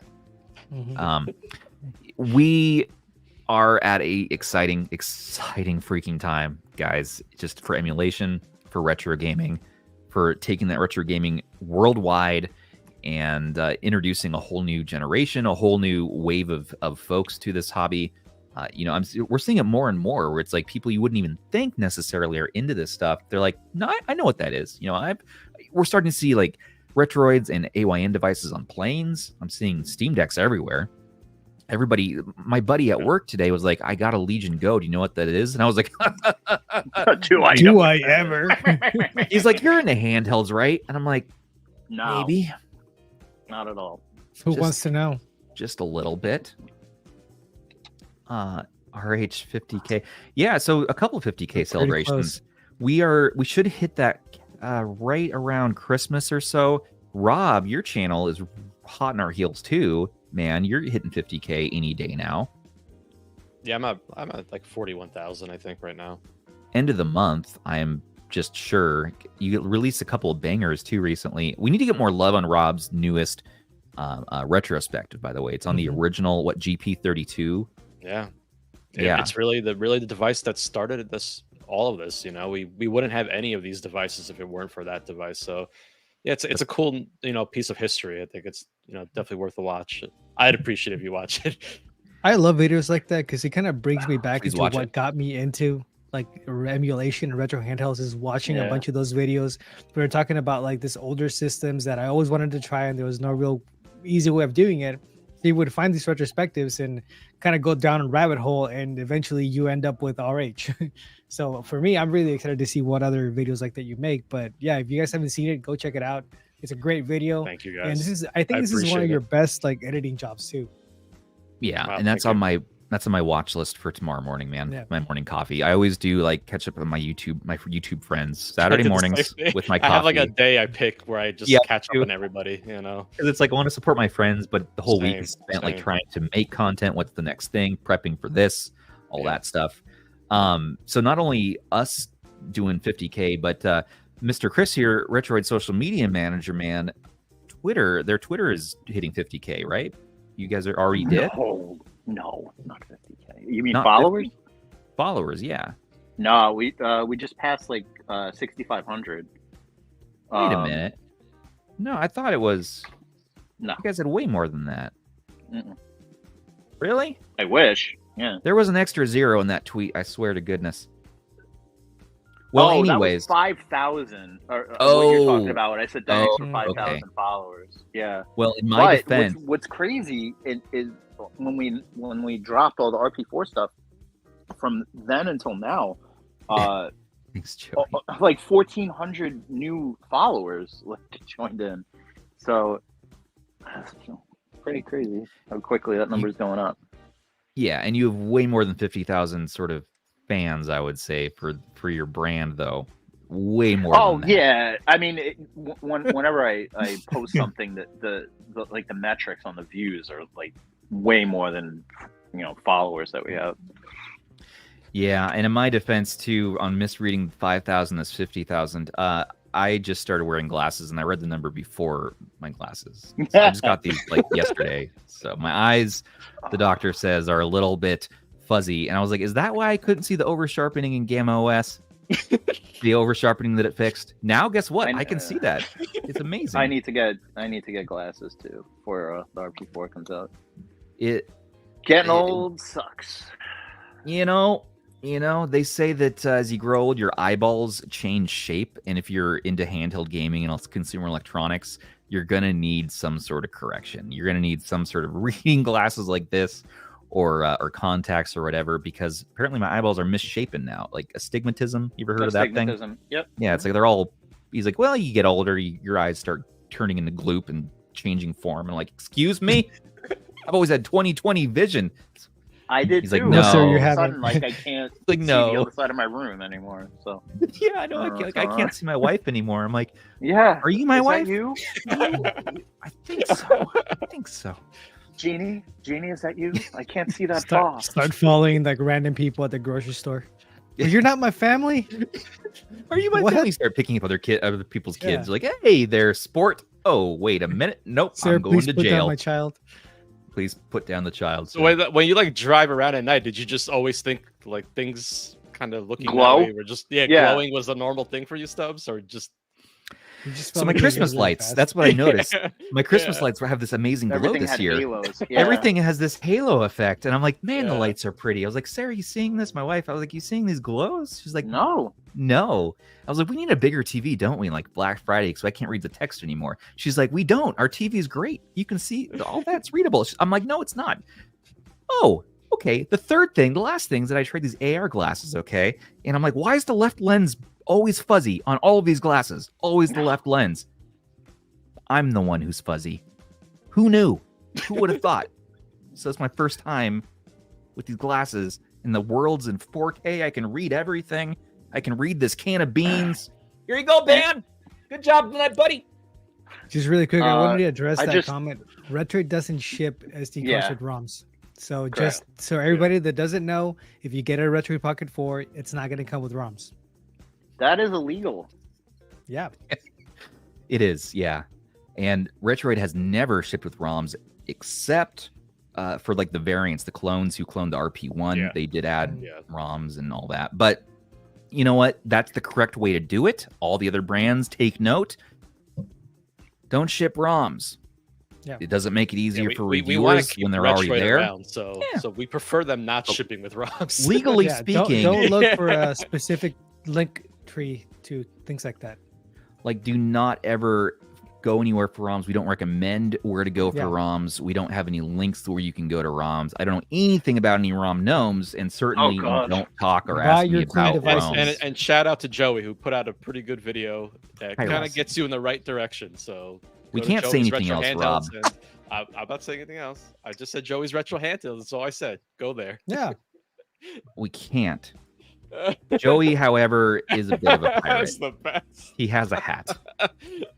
Click here for legal backups. No, but in all seriousness, it would be a lot better for like the whole handheld industry if companies weren't shipping with ROMs. I know it's convenient for a lot of people because you get it and the games are right there. Yeah. But as far as like reaching more customers, the ROM sets. They're bad. It would be a lot better if they just didn't do it. I agree with that. Yeah, I know a lot of people like that for convenience, but Exactly. yeah, it's Yeah, you fire really... up Super Mario 3 and the sound is like up and it's going so much faster than it should. Or let's get should. the chicken version of it. Yeah, you get the chicken version of Super Mario. It's good. Oh, you got Shem going transparent background. Yeah, that's fancy. I don't know transparent backgrounds on here. I got to do more of those. I like that. Of course, I got to show. There's Super Zoo. Super Zoo. Suppose it does. Good. Yep. Well, I think that sort of concludes the Q&A section. If everyone is having a good time and wants to stick around, we're going to shift it up and just have some fun to kind of end out the stream. This is going over to Aish. And by the way, if I'm missed any of your questions, your chance for us to talk about them would be right now. So drop in the live chat right now in the next 30 seconds if you're on stream. We hit all the ones I could find on Reddit, and then I saw in live chat starred. So if you have any last minute, please do them now, because we want to shift and talk about what makes a game retro, led by Mr. Aish. That's his topic he wanted to bring up tonight, and we're going to kind of close it out with that. Before I get into that one, just really quick, if there's anybody that's just coming in for the Retroid Pocket 4 news and you like what you saw with the podcast, we do these pretty regularly. We usually do them live, so go ahead and subscribe so you can get a notice when that's going to happen. Again, if you like the podcast, this is basically how it is. We'll have some fun with it, but yeah. You know what? Yeah, that's true. Yeah, we like subscribers. Subscribe to the channel. Subscribe to Rob's channel. We like to stay neck and neck with each other. It's always that fun competitiveness. Watch this video. We're putting it in the description. Holding myself to that. Ban. I put the link in the chat already for his channel. I appreciate it. I always appreciate the love and support. Just from the beginning. From we love you, Rob. Really, we love you, Rob. It really is meant a lot to me. Yeah, just let's look how handsome this man is. Yeah. He's just look at that guy. Look at Never call him daddy for nothing. Got the Mario 3 shirt on. Can you stand up for us and sort of model that? I want to see. Yeah, do a twirl. He's not wearing twirl. pants. Okay. Oh, I always like to test to see if he's wearing pants. Oh yeah.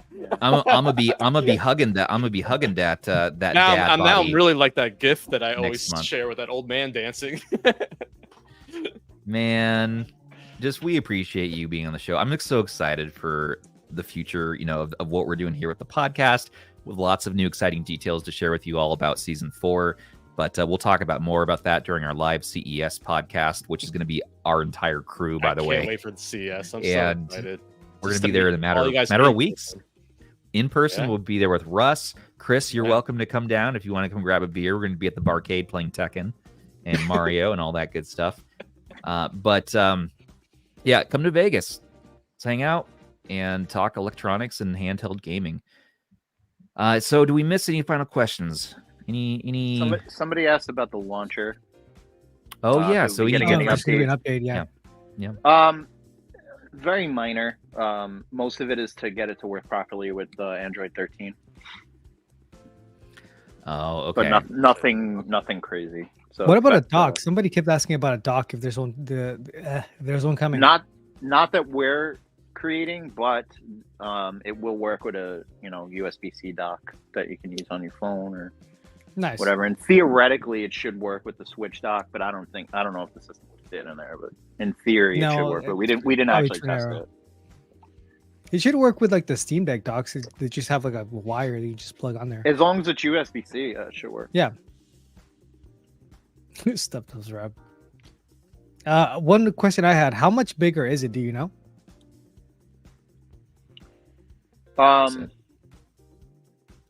It's almost the same dimensions. It's a little bit thicker. I was gonna say how thick is it? Due to the cooling. Yeah, that makes sense. Oh, chunkier. Okay. Not too much thicker. It's not too bad. Yeah, it's roughly the same size. So. I really like this junk in the trunk. I play with so many larger handhelds that when I go back on my RP3 Plus and I'm like, whoa, this is so weird holding it. It's a really nice size. I think it's a pocketable size. It's just fun to play on. It's light. I like that you're continuing on with that with the RP4. I think that's a good thing. Agreed. Yeah, and we are so just get your wallets ready. December 21st. if you want the RP4, I'm going to be a day one backer. Right, 20th, the 20th. Yep, the 20th for us in this time zone over here. And what color are you guys getting? How about that? I think I'm going to get the blue, the clear blue. I'm getting the blue. Yeah, you're doing blue.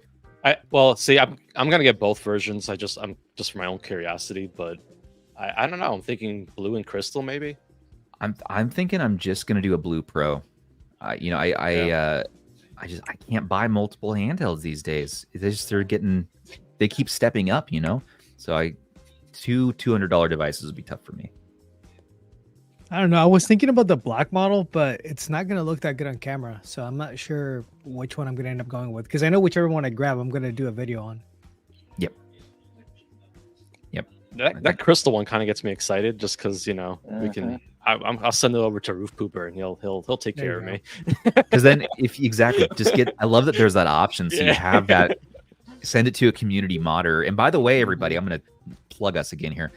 If you want your handheld dyed, anything done to it, we do have a modding service that you can either pay for, but we really like to put it into our Patreon sub. So if you subscribe for the $10 tier to our RH Patreon, which is patreon.com/retro handhelds, or our Discord subscription, or our upcoming YouTube subscription, $10 a month will let you have a one-time mod service from us. And I'd love to I might even talk to Roof Pooper and see if he's up to doing some of these dye jobs for us and see if we can work something out there, because man, I would love to get myself a jungle green with that clear cool. shell. That would be so cool. Yeah. So I think what is this? RH Discord? Oh, I put the link for our Discord in there in case somebody didn't want to go through the trouble of finding it. We actually have a different. I'm sure you could use that one. Maybe that's an invite, but we actually are just discord.gg/retro handhelds. Easy to remember, and we'll get you there. And our patrons are awesome. By the way, patrons, we are having, I haven't announced this yet, but we're having a open mic tomorrow in our Discord. And I believe it's patrons only. It's led by Mr. Scott from the AYN Discord. And I'm going to be playing some of my classic retro tunes, like maybe my 3326 song, and maybe some cover songs. So anyone who has some musical talent, wants to do like comedy, open mic stuff, we're going to be sort of doing that virtually tomorrow in our server. That's cool. So stop by if you want to at least watch me make a fool of myself. And we're trying to. Did you say cover songs? Probably some cover songs. Chris covers. Oh yeah! Hey, what a segue! So if you didn't know, Chris is a musician, and he's an awesome Nirvana tribute band, and they are freaking awesome. Like all the songs, you guys kill it. It's been inactive for a long time, though. I don't care. I got those loaded up in my playlist. I favorited them. Thank you. They sound great. While we're doing announcements really quick, we have a big year-ends live stream giveaway giant thing. I don't know if you want to just tell people right now. Yeah, so the other announcement we have is our next podcast episode. We're going to take a break for Christmas, and we're going to be back on December 31st for New Year's Eve live stream. It's going to be not only are we going to be revealing our voted on top retro games of the year, okay, through our Game of the Month program with Rapid will be on the stream, but we're also going to do our biggest giveaway ever.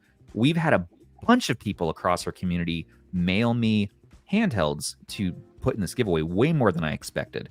And also Anbernic is donating some units of the 35XX Plus, which is awesome. So I think we're having at least 6 or 7 or maybe 8 units sent to us for that. And we're going to give those away. And we have some really high end. We have a Retroid Pocket Flip. We have a bunch of Retroids actually that got sent. So that'll be cool. Other thing about that giveaway is we're going to be just hanging out on New Year's Eve. So, get your champagne out, and we're going to be doing it right here on the channel, just as usual. And maybe Chris want to stop by, and we'll just have a little toasty poo. I don't know. We'll see. And what do people need to be able to be eligible? To be eligible? Yeah. Well, so we haven't finally decided. We were going to talk about having it be a patron-only giveaway. But you know what?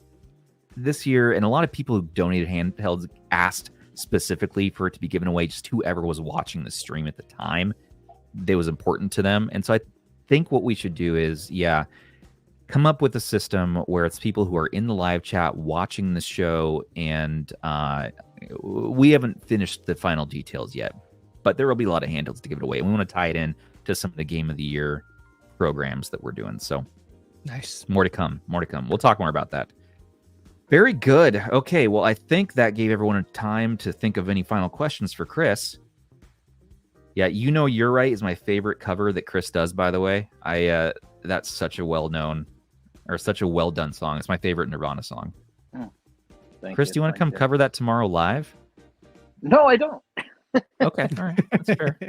That's all right. Listen to the produced version. All right. I mean, it really wouldn't sound good by myself. Really? You can just do an acoustic guitar, right? Just flip it on. Yeah. You know you're right. You know you're right. Better not get copyright striked here. Yeah. I think you're safe. YouTube's always listening. We get 4 seconds of anything we want. No, we have to stop. Cut it off. We were trying to get JLash to do Creed covers. You know, that'll be take me higher. The dude comes down like on the trapeze or whatever. He's flying around the Dallas Cowboys game. What is up with that? Here's them 90s guy boys. Yeah. All right. So well, let's see these. Let's do it. So, Aish, man, you take the floor. Oh. What's going on? All right. Oh, No. wait. Oh, No, sorry. Chris, There's yeah. one more question. Yeah. Sorry, Chris. Go ahead. Oh no, I thought you were saying people had their questions then. So. Oh yeah, I think they're done. Metal version, we don't know. We don't know. No. All right, Aish. That's all you, man. So, no, well, we were talking about a topic for this episode before we knew that the Retroid Pocket 4 was coming. And I thought it'd be cool to talk about what exactly makes a game retro, because I think that's a pretty wide category nowadays. Normally, we used to think like, oh, PS1 and under would be retro, but N64, Dreamcast count in there too. Right. And then it's like, well, is it retro just because it's old, and how old does it have to be? Or is it retro because of a specific style? So I just figured, we put the question out there, see what everybody thinks. Like, what do they feel makes a game a retro game? I think whatever gives you nostalgia. Like that big R. I think there's like two classes of retro. It's the consoles that came out that after a certain time, they become retro. But then there's also games that kind of mimic that retro style. So they're like kind of two separate categories. And I think both can exist, and they both kind of capture that spirit. Yeah. Well, I mean, because technically retro isn't even talking about like old games. We just kind of adopted the term, right? Because retro just means like emulating something that's old. So it's technically something modern that's trying to be like something old, but we don't really use it that way. So it's kind of like, it was just something I was thinking about. I was like, oh, I think this might make for some good conversation. But I mean, we used up most of the time already talking about the Retroid Pocket 4, which is probably bigger news than this. But yeah, I just wanted to see what everybody we'll thought dive about more it. into it in another episode. But I mean, I agree, man. Just to kind of finish out this sort of thought that you had. I mean, for me, it's kind of an easy question, because to me, it's like once we passed the year, I don't know, I think 2010, like mid PS3 cycle to me is where retro stops. Like right around 2010, where you saw this new generation. I think starting at PS4, starting at Xbox 360, and Xbox One, to me, like that's where you're entering into the modern era, and anything before that's fair game. I don't like emulating PS3. It's the most awful experience to me still. So I say PS2 and GameCube personally is my cap, but I think it's fair to argue up to some PS3. I think if they don't make the hardware anymore, then it's retro. Yeah, I agree with that. Yeah, I do think PS3 and Xbox 360 should be considered retro. I mean, they are. Yeah, at this point. They're older at this point. Yeah, I mean, they definitely are older. You don't realize how long ago 2006 really was. Yeah. And every time I do a video that features PS3 or Xbox 360, I remember how old they're getting. Well, the other thing too is the games don't look retro. They still look pretty good. Yeah. So, you know, you kind of don't get that same feeling as booting up an NES game as you do a 360 game. Yeah, that's kind of what I was thinking too. I was like, well, technically the 360 and the PS3, and I guess the Wii U is gonna get there pretty soon too if we're going by like 2 systems back, which is kind of what PS3 and Xbox 360 would be. Yeah. They don't really feel that old though. So I guess technically they are, but I don't really. When I'm thinking about a retro game, I'm thinking about Super Nintendo still. Yeah. Because not much has changed with modern gaming. Yeah. Yeah. I mean, yeah, the graphics get Not a little really, better yeah. with each hardware iteration, but Mm-hmm. really, what changed? Nothing. Yeah, but then by that standard, if we were going like PS3 and Xbox 360 are retro, then The Last of Us and Grand Theft Auto 5 are retro. So you saying even Minecraft? I think but Goat's saying here. Keep re-releasing it. I don't know. Yeah, so that's it's still modern. It's still modern, but is the original version considered retro? I don't know. Here's an easy way to say it. Well, this is a weird thing to think about. You know, we kind of tend to focus on like PS2 and GameCube and things like that as being retro for us. Now imagine you grew up with PS3 as your first console, and now you're a grown working adult. That's retro for you. That's the thing. So you're looking back on the PS3 being like, wow, I remember those days, you know. So Those days are a little different. Yeah. So I think it probably depends how old you are, really. That's why I said whatever gives you that nostalgic feeling, because we're older, so NES is going to give us that. Super Nintendo is going to give us that. Absolutely. But for somebody that was born in 2000. Yeah. PS1 is key. PS1 is the retro game system for me. Mm-hmm. That's crazy. Somebody said Skyrim is retro, and for me, like if I think of like an Elder Scrolls like a retro game, I'm still thinking about like Arena or Redguard or one of those like really old Morrowind or something like Morrowind, something like that. But no, they're right. Skyrim is retro at this point. It won't die. That makes me sad. I'm concerned. But that's the thing. That game still holds up though. Like if somebody hasn't played Skyrim yet and they start playing it and they're into that kind of game, they're gonna lose like 300 hours of their life to that game. That's what happened to me. Like I kind of got away from video games for a little while, and then I bought a used PS3. I got Skyrim, and it was game over. They lost me. I was gone. I think I logged in like 300 plus hours of Skyrim on a PS3, which is like the worst version too. But yeah, I guess the Skyrim would be considered retro by that definition. Yeah, I mean, everyone has their own definition here, and that's kind of special. It's kind of cool because there's this wide gap saying, you know, what's retro, dude. I don't. It's different. It is different for everybody. It's different. It's completely. And it's different. not as straightforward anymore, you know, because like back when there was only NES or Super Nintendo as being the older consoles, now we have multiple generations worth of consoles and so many games and all that kind of stuff right now that it's kind of different, you know. It's interesting to look back and see just how much there is out there. I always love seeing how many of those games still hold up today. Like loading up a Super Nintendo game or a Game Boy Advance game and just seeing how well it still holds up is pretty amazing to me. For me, NES games, Super Nintendo 2D stuff holds up for me now, but when I load up like a PS1 or an N64 game, I'm like, ooh. PS1's rough. Unless you're playing like one of like the pixel art based PS1 games, most of them they're hard to go back to. I meant like the polygon games, early, even N64, like a lot of those games, the higher res you go with those games, the worse it looks. Yep. Yeah, but I put up a comment on that, you know, kind of like what Chris was saying. It's the same idea. I think really, anything that brings you that nostalgic feeling is kind of what does retro for you. Yeah. Yeah, I think that for me, again, that stops early PS3. 2010, for some reason, is a direct cutoff in my life. I think that's because just for me, that's sort of when I sort of grew up. I was like around 25, and I kind of transitioned in my life to more of like, okay, I'm going to work every day. I'm really an adult. Yeah, I get that. I kind of lived as a kid for as long as I could, you know, and that's as far as I could get away with it. See, that PS3 era is where I feel like modern gaming really started.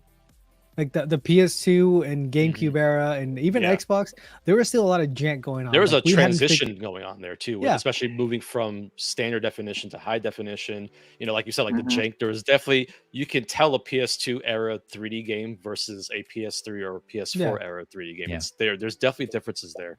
Yeah, it's like I have 2 analog sticks, and you're still making me control the camera with R2 L2. This is ridiculous. So, but that's the one thing about that's so weird about Skyward Sword. When I play the HD version, you have to hold down like L1 or whatever. I'm like play it on the Steam Deck. That's the best way to do it. Yeah, you no, can it's just just like set the right stick to work as a camera and use the trackpad for your sword. That's the best way to play that game.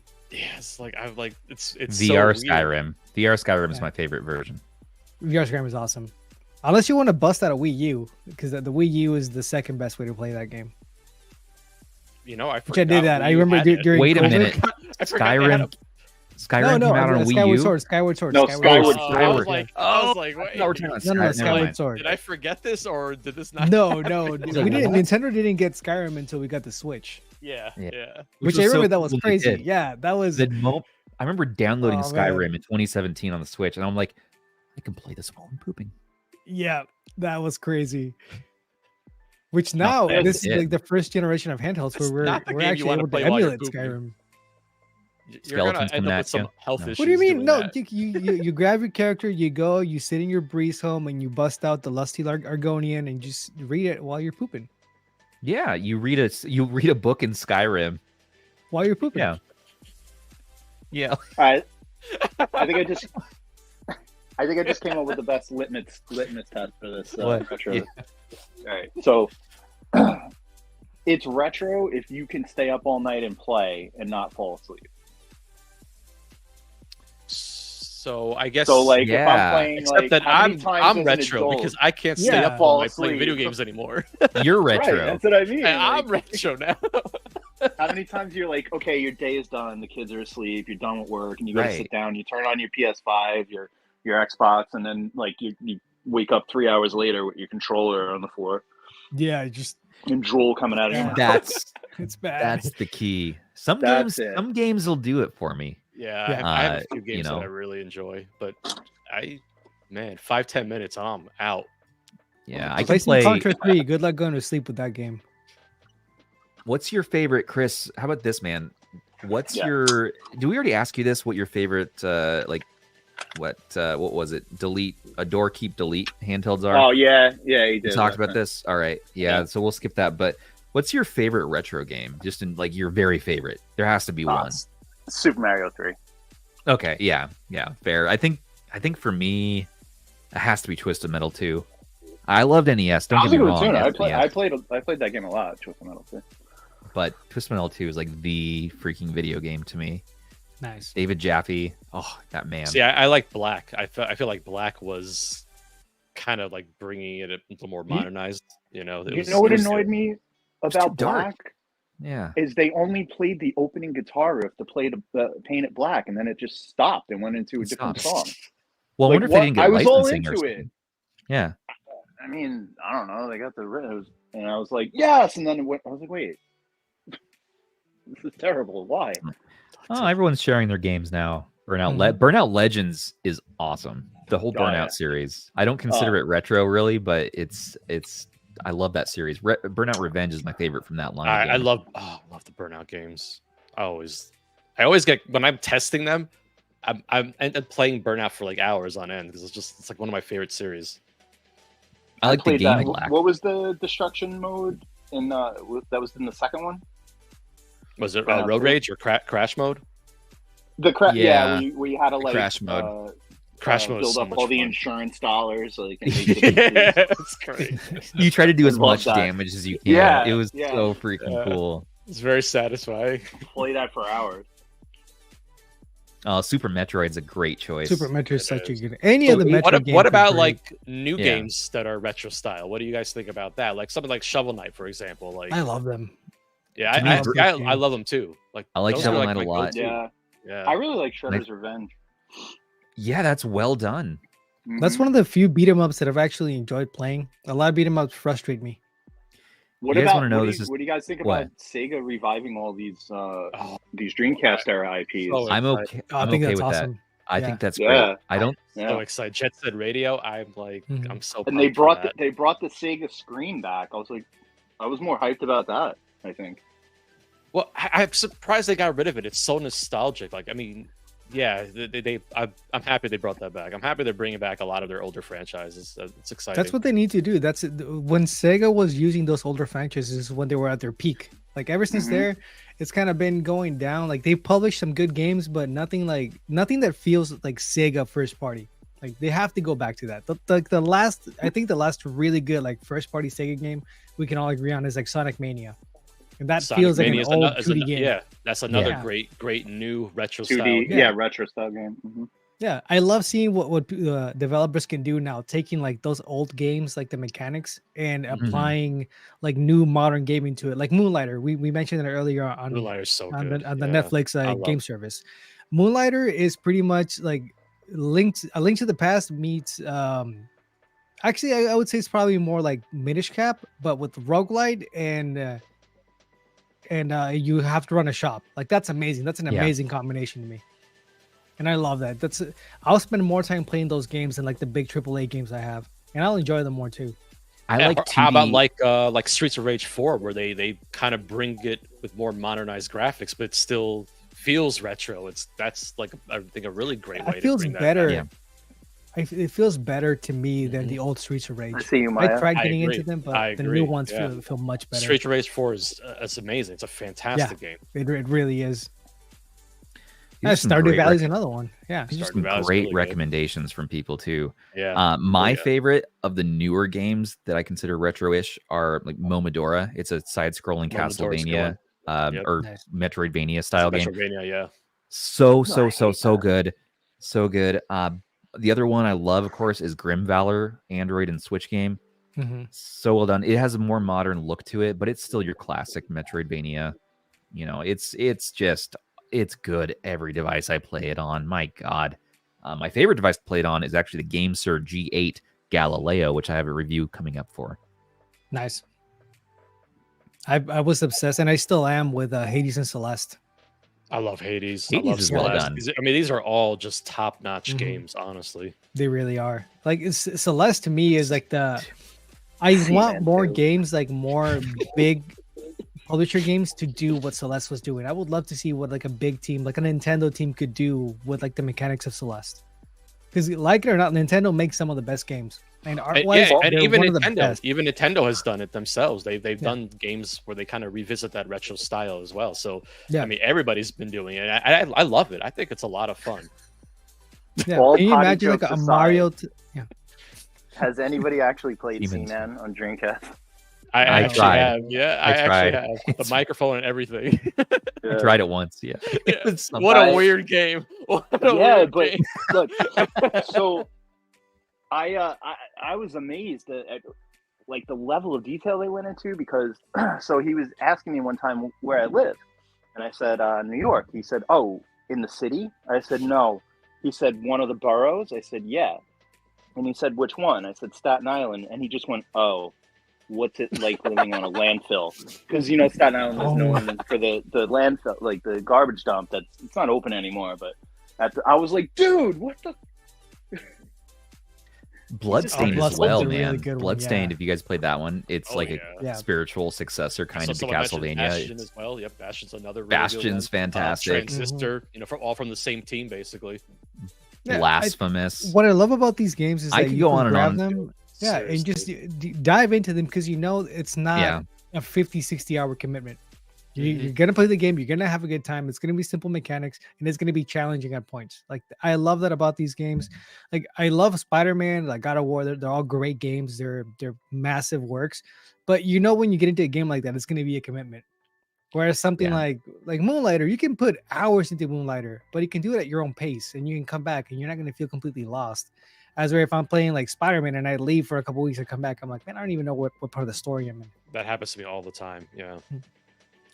Yeah, I know. There's certain games just kind of hook you like that. Messenger is a great another good one too. Yeah, I mean, there's so many good 2D side scrolling so many. ones. Yeah, it's crazy. The list just goes on and on. It's great. We all need to find a way to make Russ play Chrono Trigger. We really do. I saw you and Russ were talking about I know. committing, and he said on his trip he's gonna try and play Chrono Trigger, the DS version, right? Yeah. Yep. So because what I told him, the DS version of Chrono Trigger is a definitive version. Yeah, until they remake it. Version. Yeah, that's the best version. Mm-hmm. We are in a golden age of new retro games. It's Seriously. true. We are. Yeah. Not only are we spoiled by choice for handheld devices, we are spoiled by choice for games too. I mean, there's really something for everybody out there. That's one of the reasons I'm really excited for what Netflix is doing, like actually bringing a lot of these games to Android, because we have a lot of Android handhelds, and if we can start getting these games in here, that's just gonna kind of push development even further. So that's awesome. I've been waiting. That's why I make those Android focused showcases, like just showing people what's actually available on the Play Store. And it's a shame that I wish more developers would hop on board and actually port more games to Android, because there's plenty of power on these devices to handle these ports, and it's a shame to not actually be able to just buy it and have it natively work on the device. Yep. Yeah. It's I mean, the list could go on, and I think we're starting to see too, at least on our channel, we're starting to talk more about games, which is great. That's one thing in 2024 we want to focus on more is what are we doing with these handhelds? We've been talking for years now. Here's the next handheld. You know, is it good? Is it bad? Is it good? Is it bad? What the hell are we doing with these handhelds day to day? And that's kind of our focus. We're switching to. So I just you're gonna see a top 10 list for PlayStation games from me. Aish just did one for Super Nintendo. Zoo did one for Genesis, and we're gonna keep that trend going because I love talking about PlayStation 1 games, and I have 4 videos prepped for that. I have because I couldn't narrow it down to 10. I have 50, so I have to break it up though. Well, those videos are fun because it also gives people ideas of, hey, maybe I should try this game out, or that looks really cool. I forgot. This is good about recommendations. People ask, someone DM'd me the other day. They're like, hey, I'm going to be on a plane to Japan for the next 20 hours. What game do I play? Recommend me a game. I'm like, Star Ocean 2. Star Ocean 2. Just go for it. He was like, oh, it's like 40 hours. I'm like, you can do it. Follow a guide. You got this. GameFAQs.com. There we go. Yeah. And we're going to be doing a lot of those lists. If you guys haven't checked them out, go check out Zoos is the last one that was out. It has the RG arc on the thumbnail.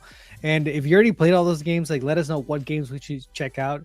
And you might see the list and you're like, oh, we all know those games. But the reality is we're pretty deep into this niche. Not everybody's going to know those games. And there's a lot of people that are coming in, younger or even older people that just didn't have access to those games back in the day. And they might not know. I put a bunch of RPGs in my list. They might not know about Chrono Trigger. I want to try it out. Know Contra 3, games like that. We all think, oh yeah, everybody knows about that. Everybody knows this, but not everybody does. I've never played. I've never beat Chrono Trigger, for instance. So it's an amazing game, and I think it's if anybody's gonna play an RPG, start with Chrono Trigger. Because you're not gonna go wrong with that one. It's gonna be good. You don't have to grind, so it respects your time. The story's really good.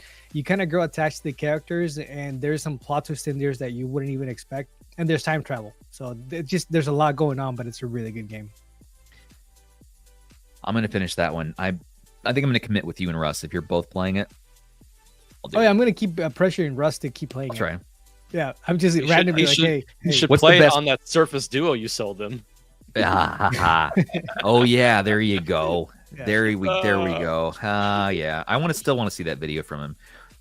What version of Chrono Trigger, just perchance, do you think is the best? DS. The DS version. It's yeah, DS, absolutely. I think the PS1 for the music.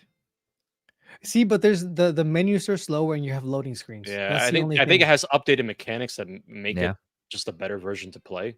Yeah, I heard that. I know it's the DS version has the better music. It has the cutscenes from the PS1 game, and it just they just added plays the a lot better. Yeah, the cutscenes are there too. So that's why the DS version. Plus, on the DS version, you can select classic mode, which is going to put most of the menus in the same screen, so you don't really have to be messing around with the second screen, unless you're in the overworld or moving around and just menu selection.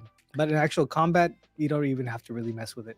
Okay, all right. So maybe maybe Chrono Trigger on the DS, on the Surface Duo or a dual screen device might be the ultimate way to go. Definitely don't want to have to grind at all, but you still want a little bit of a challenge. Kind of have to then set it to 4 times XP or 2 times XP in the cheats and just go through the game itself. You're not going to have to grind, but all the fights are still going to be a little bit challenging, but you're going to be at the right level for every single boss. You know what's That's funny the is easiest way to that's do how it. I prefer going through my RPGs now. I Yeah. rather just throw the cheats in because I just want to play it and experience the game. I do the don't same thing with care Dragon about the Quest challenge games. so much. Exactly.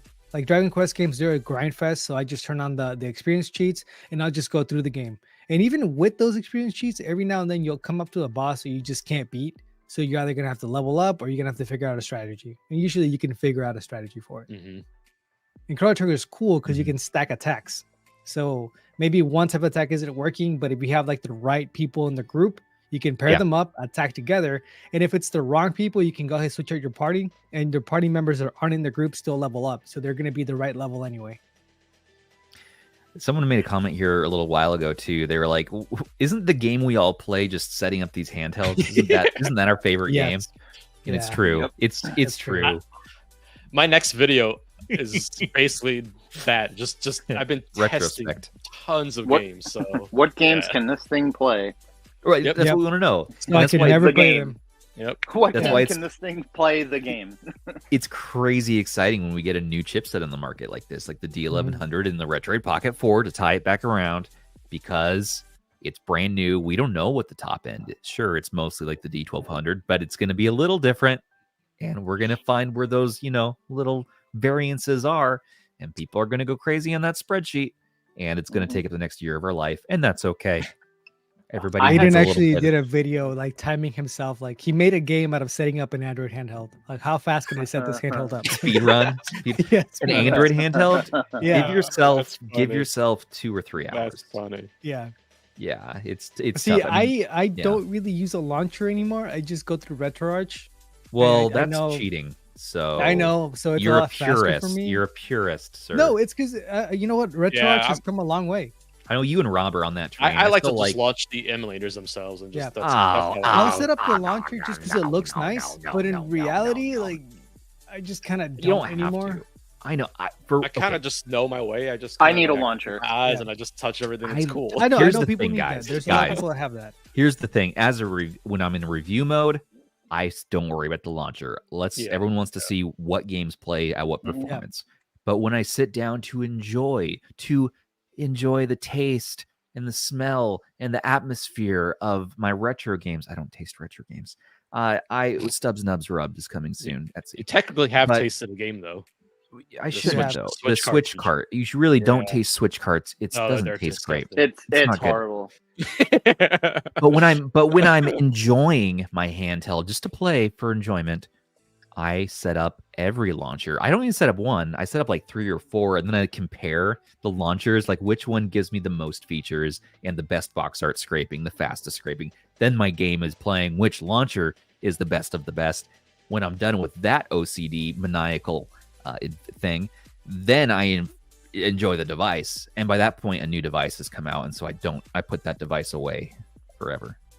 Everything you just said sounded smarter. Cool. Thanks to Yeah. Stubbs Nubs Rub. It's the glasses. Like I felt like I was in class. Oh, I want to yeah. go set up a launcher now.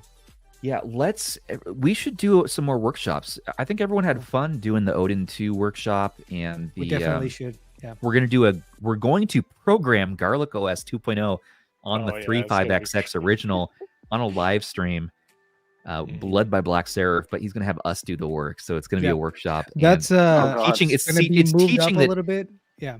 we're moving it up, but he's teaching that Mhm. anybody can make and port Garlic OS or software to these devices, and he'll show us how. That's very cool. Yeah, I'm So- excited. I want to for that. see if he'll let me do it with the Retro Pixel Pocket. That would be really freaking neat. That would be awesome. Yeah. That would be freaking awesome. We need it. That device needs it. It It really does. needs it. Yeah, it's a shame. What a missed opportunity with that device. I know. Yeah, I know. But Where's Hey. Gamma? where's Gamma? We'll get there. Well, guys, we're a little over time Oh, here, yeah. so why don't we move to closing out? But everybody, thank you for watching. We've still have like 173 people still with us on the stream. Wow. That's incredible, man. It's me.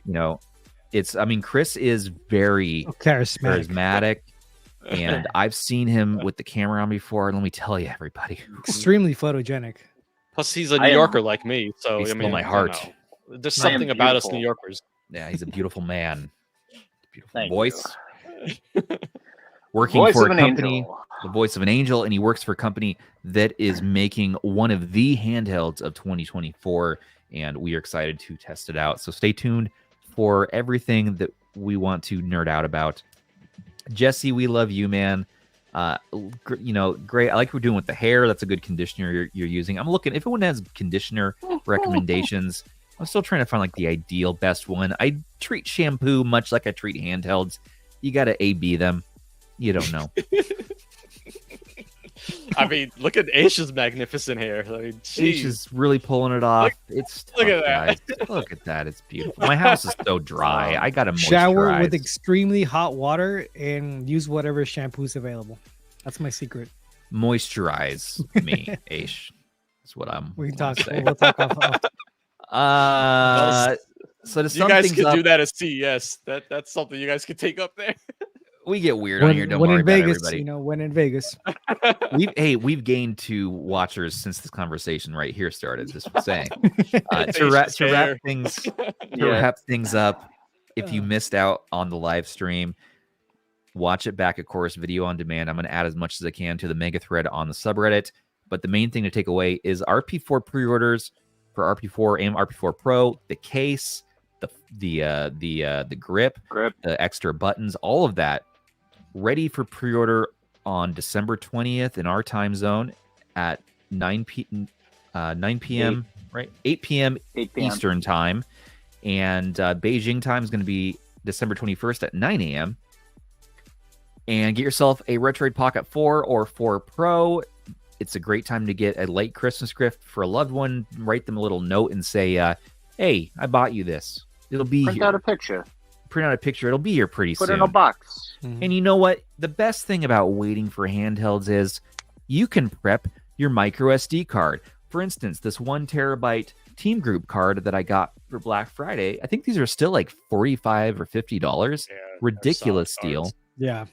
Prep your SD card. You can do it in exFAT, right? You want to do exFAT for the RP4, I'm assuming. FAT32 should also work okay. But prep those ROMs, get those games going legally. Back up your games, of course. And let's all enjoy 2024 as a new era, as the new golden age of retro gaming, with some of the best devices we've ever seen come to market. And we're going to be right there with you all. So, Chris, we're going to have you back on again, man.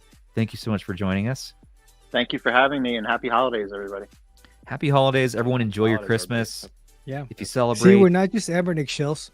I just needed to get that off my chest. We're also Retroid shills. Oh, that's just come on. That's just Hey, look. You asked me to be here. I'm here. Yeah. Thank you for coming on. We had a last minute for people expecting to see our GH, Jutley's Tech Toy Tinker and Slaminger tonight. That episode, Jutley's had to work, so that episode actually got moved last minute to February 19th. So join us February 19th with that group. They're bringing with them Arthur Zhang from Neo, who is going to be answering questions. So interesting. Answering questions about Neo's new product lines. Arthur himself will not be there, but we're going to send him questions in advance.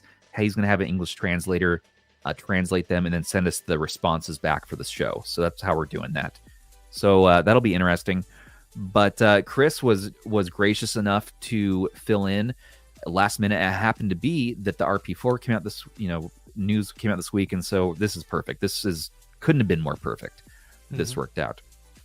And thank you, everybody, for watching the show. Please do like, comment, and subscribe if you found this live stream helpful. We are going to be back with more very shortly on December 31st, of course. Thank you to our subs and our patrons. You all make this possible for us. We love each and every one of you. And stay tuned tomorrow night. If you are one of our owls, we are doing the open mic on our Discord, and we can't wait to see what sort of hidden talents people have. Even if you just want to rant about your worst PowKiddy experience or something, like, just come on, whatever you want to say, the time is yours.